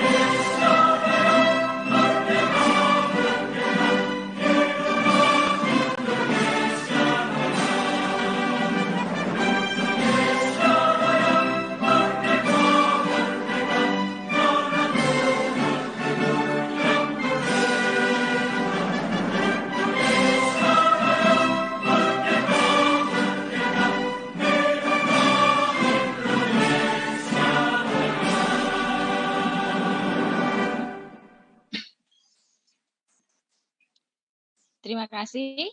Sahabat Sekolah Dasar, izinkan saya menyampaikan terkait dengan kegiatan ini.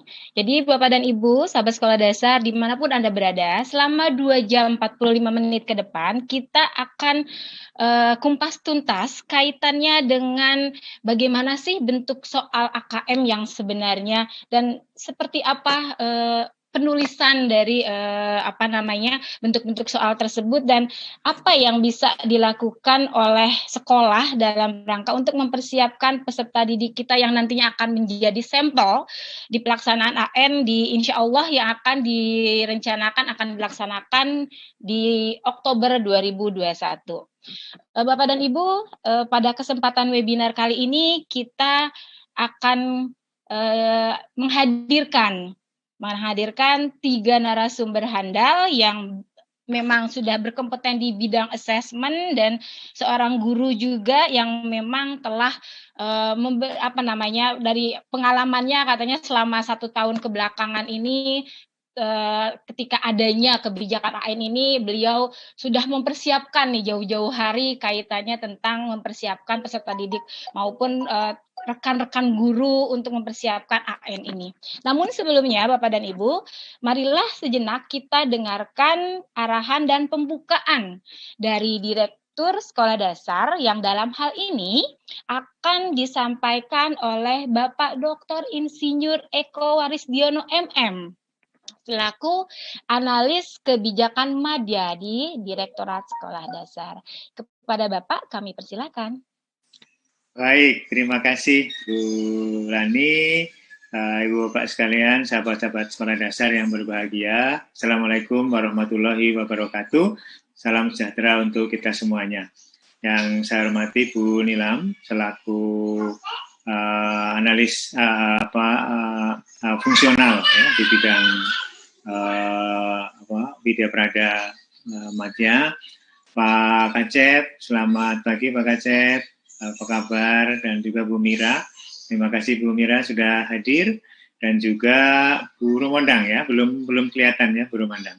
Dan Ibu Bapak guru, pengawas, kepala sekolah, mungkin juga dari unsur dinas, ya, mungkin juga masyarakat yang mengikuti kegiatan webinar ini, khususnya yang melalui channel live TV-nya Direktorat Sekolah Dasar di YouTube. Alhamdulillah, puji syukur, pagi hari ini, hari Jumat yang berbahagia, kita bersama-sama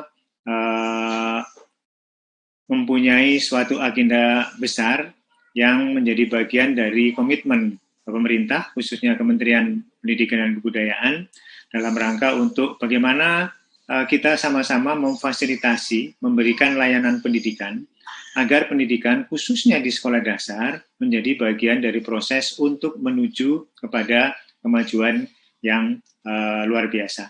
Oleh karena itu, Bapak sekalian, berkaitan dengan tujuan kita bahwa kita bersama-sama menginginkan suatu kondisi pendidikan kita menjadi pendidikan yang lebih maju, lebih baik, ya, lebih berhasil untuk menyiapkan sumber daya manusia yang lebih kompeten, yang mengikuti zaman, dan juga sumber daya manusia yang bisa berkompetisi di tingkat global. Maka mau tidak mau kita bersama-sama membuat suatu lompatan-lompatan kebijakan, di mana lompatan-lompatan kebijakan ini tujuan utamanya adalah memberikan layanan pendidikan terbaik agar menghasilkan sumber daya manusia terbaik, khususnya di sekolah dasar. Oleh karena itu, Kementerian terus berupaya melakukan suatu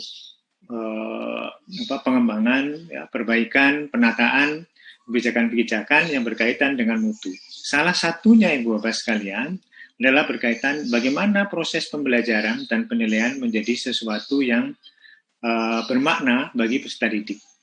Nah, sesuatu yang bermakna ini mengandung konteks bahwa proses dan hasilnya itu menjadi hal yang penting dan utama akan kita kembangkan lebih lanjut. Nah, berkaitan dengan kebijakan Mas Menteri yang sudah di launching beberapa waktu yang lalu terkait dengan asesmen nasional, ini adalah bagian bagaimana kita bersama-sama mengetahui sampai sejauh mana dan di mana sebetulnya posisi pendidikan kita kalau kita melihat dari kacamata internal kita sendiri. Ya.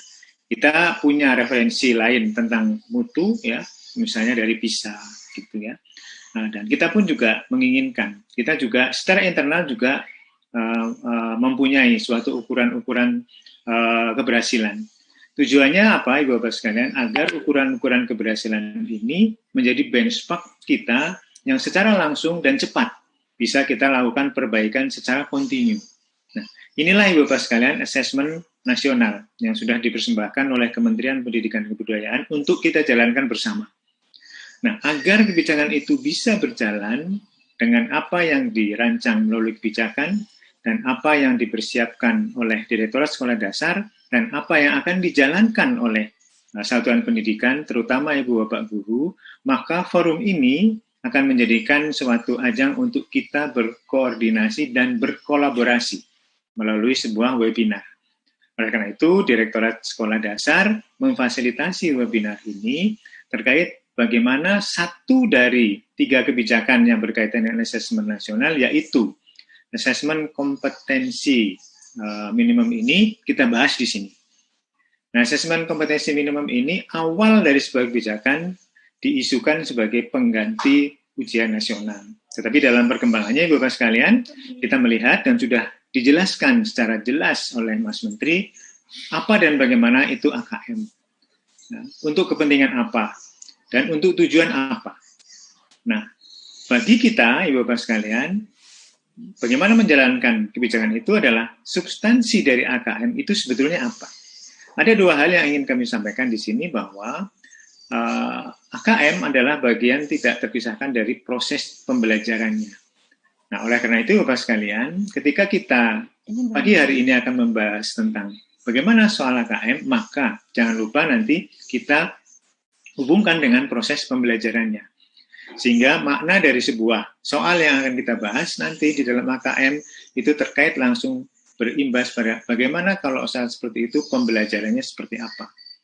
Nah, oleh karena itu, Bapak sekalian, untuk bisa kita memahami tentang apa itu AKM, kedudukannya sebagai kebijakan, ya, kemudian bagaimana prosesnya, kepentingannya, dan untuk apa manfaatnya. Nah, kita insya Allah akan kupas tuntas di sini dengan narasumber yang tadi sudah disebutkan oleh Bu Lani, dua narasumber kita dari Menjar, Pusat Asesmen dan Pembelajaran, ada Bu Mira dan Bu Rumendang. Terima kasih sudah hadir. Dan praktisi pendidikannya itu Pak Kacep, yang mungkin sudah banyak berkecimpung di dalam kaitannya dengan soal AKM ini.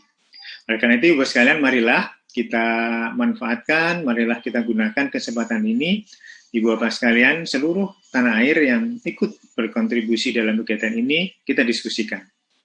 Ya, sehingga persepsi-persepsi yang selama ini terkait dengan AKM itu bisa kita luruskan, yang mungkin yang masih bengkok-bengkok gitu, ya, terkait misalnya gitu ya, AKM ini kok masih seperti dipersepsikan masih seperti ujian nasional.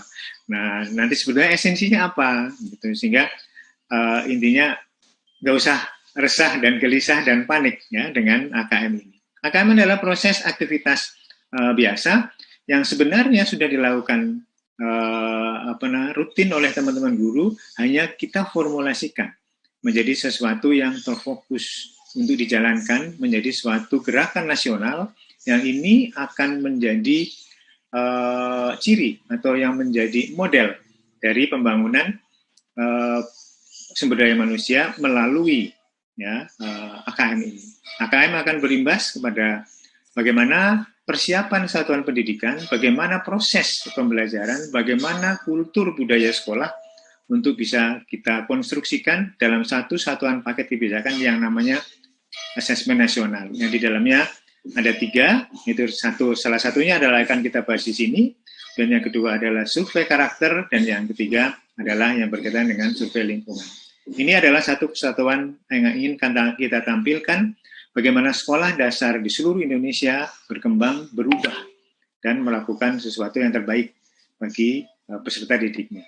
Saya kira itu Bapak sekalian, mudah-mudahan webinar ini bermakna ya bagi kita semuanya. Terima kasih kepada narasumber yang sudah hadir, dan juga terima kasih Mbak Lani sudah memfasilitasi kegiatan ini, dan teman-teman kru dari Direktorat Sekolah Dasar yang sudah menyiapkan webinar ini dengan baik. Dan jangan lupa Ibu Bapak, teman-teman guru, kepala sekolah, dan pengawas, mungkin juga dari unsur dinas, mari kita tetap semangat bersama-sama dengan Direktorat Sekolah Dasar untuk tetap membangun proses pendidikan di sekolah dasar agar ada sesuatu yang berubah yang akan kita perbuat. Salah satunya bagaimana kita hari ini bersama-sama mendiskusikan tentang soal AKM.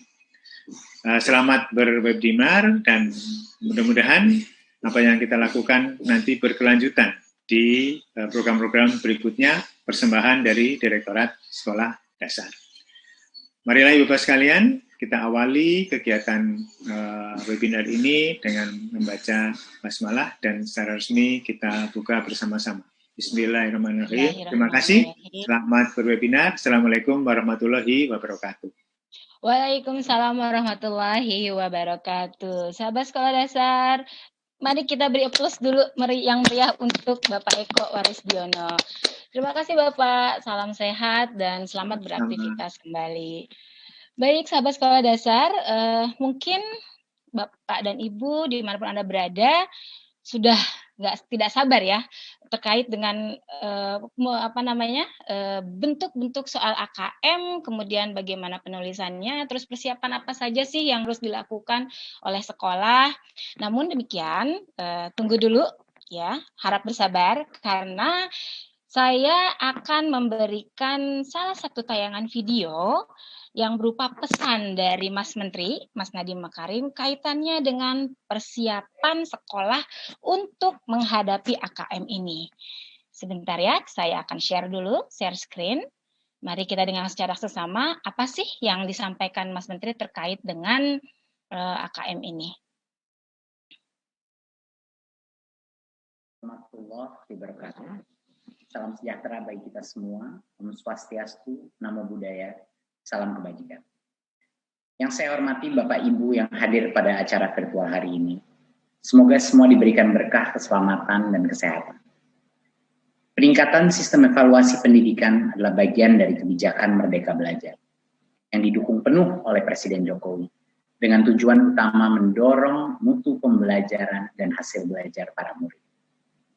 Untuk itu Kemendikbud mengeluarkan kebijakan asesmen nasional yang dirancang tidak hanya sebagai pengganti ujian nasional dan ujian sekolah berstandar nasional, tetapi sebagai penanda perubahan paradigma tentang evaluasi pendidikan. Perubahan mendasar asesmen nasional adalah tidak lagi mengevaluasi capaian murid secara individu, akan tetapi mengevaluasi dan memetakan sistem pendidikan berupa input, proses, dan hasil. Potret layanan dan kinerja setiap sekolah dari hasil asesmen nasional ini kemudian menjadi cermin untuk kita bersama-sama melakukan refleksi, mempercepat perbaikan mutu pendidikan Indonesia. Asesmen nasional terdiri dari 3 bagian, yaitu pertama, asesmen kompetensi minimum atau AKM. Kedua, yaitu survei karakter. Dan yang ketiga adalah survei lingkungan belajar. Asesmen kompetensi minimum atau AKM dirancang untuk mengukur capaian murid dari hasil belajar kognitif yaitu literasi dan numerasi. Kedua aspek kompetensi minimum ini menjadi syarat bagi murid untuk berkontribusi di dalam masyarakat, terlepas dari bidang kerja dan karir yang ingin mereka tekuni di masa depan. Fokus kepada kemampuan literasi dan numerasi tidak kemudian mengecilkan arti penting mata pelajaran, karena justru membantu murid mempelajari bidang ilmu lain, terutama untuk berpikir dan mencerna informasi dalam bentuk tertulis dan dalam bentuk angka atau secara kuantitatif. Jadinya kemampuan literasi dan numerasi adalah kemampuan yang akan berdampak kepada semua mata pelajaran yang diajarkan dan dipelajari oleh murid-murid. Bagian kedua adalah dari asesmen nasional adalah survei karakter, yang dirancang untuk mengukur pencapaian murid dari hasil belajar sosial emosional berupa pilar karakter untuk mencetak profil pelajar Pancasila. Dengan 6 indikator utama yaitu beriman dan bertakwa kepada Tuhan Yang Maha Esa serta berakhlak mulia. 2, kebinekaan global. 3, kemandirian. 4, gotong royong. 5, bernalar kritis. Dan yang ke-6, kreativitas. Bagian ketiga dari asesmen nasional adalah survei lingkungan belajar untuk mengevaluasi dan memetakan aspek pendukung kualitas pembelajaran di lingkungan sekolah. Asesmen nasional pada tahun 2021 dilakukan sebagai pemetaan dasar, baseline, dari kualitas pendidikan yang nyata di lapangan. Sehingga tidak ada konsekuensi bagi sekolah maupun murid. Kemendikbud juga akan membantu sekolah dan dinas pendidikan dengan cara menyediakan laporan hasil asesmen yang menjelaskan profil, kekuatan, dan area perbaikan di tiap sekolah dan daerah. Sehingga sangat penting dipahami, terutama oleh guru, kepala sekolah, murid, dan orang tua, bahwa asesmen nasional untuk 2021 tidak memerlukan persiapan-persiapan khusus maupun tambahan yang justru akan menjadi beban psikologis tersendiri. Tidak usah cemas, tidak perlu bimbel, khusus untuk asesmen nasional. Untuk itu, mari kita semua bersama-sama mendukung pelaksanaan asesmen nasional mulai tahun 2021 sebagai bagian dari reformasi pendidikan Indonesia. Terima kasih dan salam merdeka. Ya. Sahabat Sekolah Dasar, itulah tadi pesan dari Mas Menteri Jadi untuk persiapan AN ini, Bapak dan Ibu peserta didik tidak perlu khawatir dan tidak perlu cemas. Tidak perlu hunting buku persiapan AKM di mana-mana. Tidak perlu meleskan anak untuk persiapan AKM ini. Cukup Bapak dan Ibu kunjungi website Pusmenjar, di mana di sana sudah banyak sekali contoh-contoh AKM, kemudian juga bagaimana dengan tujuan dari kompetensi yang ingin dicapai, itu sudah sangat lengkap sekali. Bahkan Pusmenjar beberapa waktu baru ini telah mengeluarkan aplikasi terkait tentang siapapun yang ingin mencoba, gitu ya, yang ingin mencoba untuk mengerjakan soal-soal AKM itu bisa. Gitu. Jadi nanti mungkin akan lebih jelasnya akan disampaikan oleh dua narasumber kita dari Pusat Asesmen dan Pembelajaran. Pada kesempatan pertama, sesi pertama ini telah hadir di tengah-tengah kita seorang ibu yang memang sudah expert di bidang asesmen, yaitu Ibu Ibu Insinyur Rumondang. Ya, Ibu Insinyur Rumondang Purwati, MA. Beliau adalah salah seorang ahli asesmen dari Pusat Asesmen dan Pembelajaran, Balitbang dan Perbukuan Kementerian Pendidikan dan Kebudayaan. Sekarang ini menjabat sebagai peneliti ahli muda. Dan beliau lahir di Tapanuli Utara. Dan kalau ingin Bapak Ibu sedang bertanam ke Kota Bogor, bisa nih mampir-mampir, kali aja mau konsultasi terkait tentang AKM ini. Jadi beliau ternyata tinggalnya di Bojonggede, Bogor. Dan pendidikan terakhir beliau adalah S2 University of Iowa, United States of America. Baik Bapak dan Ibu, selama 30 menit ke depan, mari kita dengarkan materi terkait tentang bentuk-bentuk soal AKM. Dan tak perlu khawatir jika ada pertanyaan yang ingin sahabat sekolah dasar sampaikan, silakan tulis di chat live streaming YouTube kita. Nanti mungkin akan akan kami saring yang benar-benar pertanyaan yang benar-benar yang benar-benar penting dan memang perlu diketahui dan perlu dijawab oleh Ibu Rumondang. Gitu, dan jangan lupa terus saksikan hingga sampai pukul 10.45 karena nanti di tengah-tengah acara sahabat sekolah dasar akan berkesempatan untuk mengisi link sertifikat. Ya, jadi sekali lagi link sertifikat akan di-blast oleh teman-teman admin Direktorat Sekolah Dasar, dan itu pun juga Bapak dan Ibu tidak hanya sekedar mengisi biodata tetapi kaitannya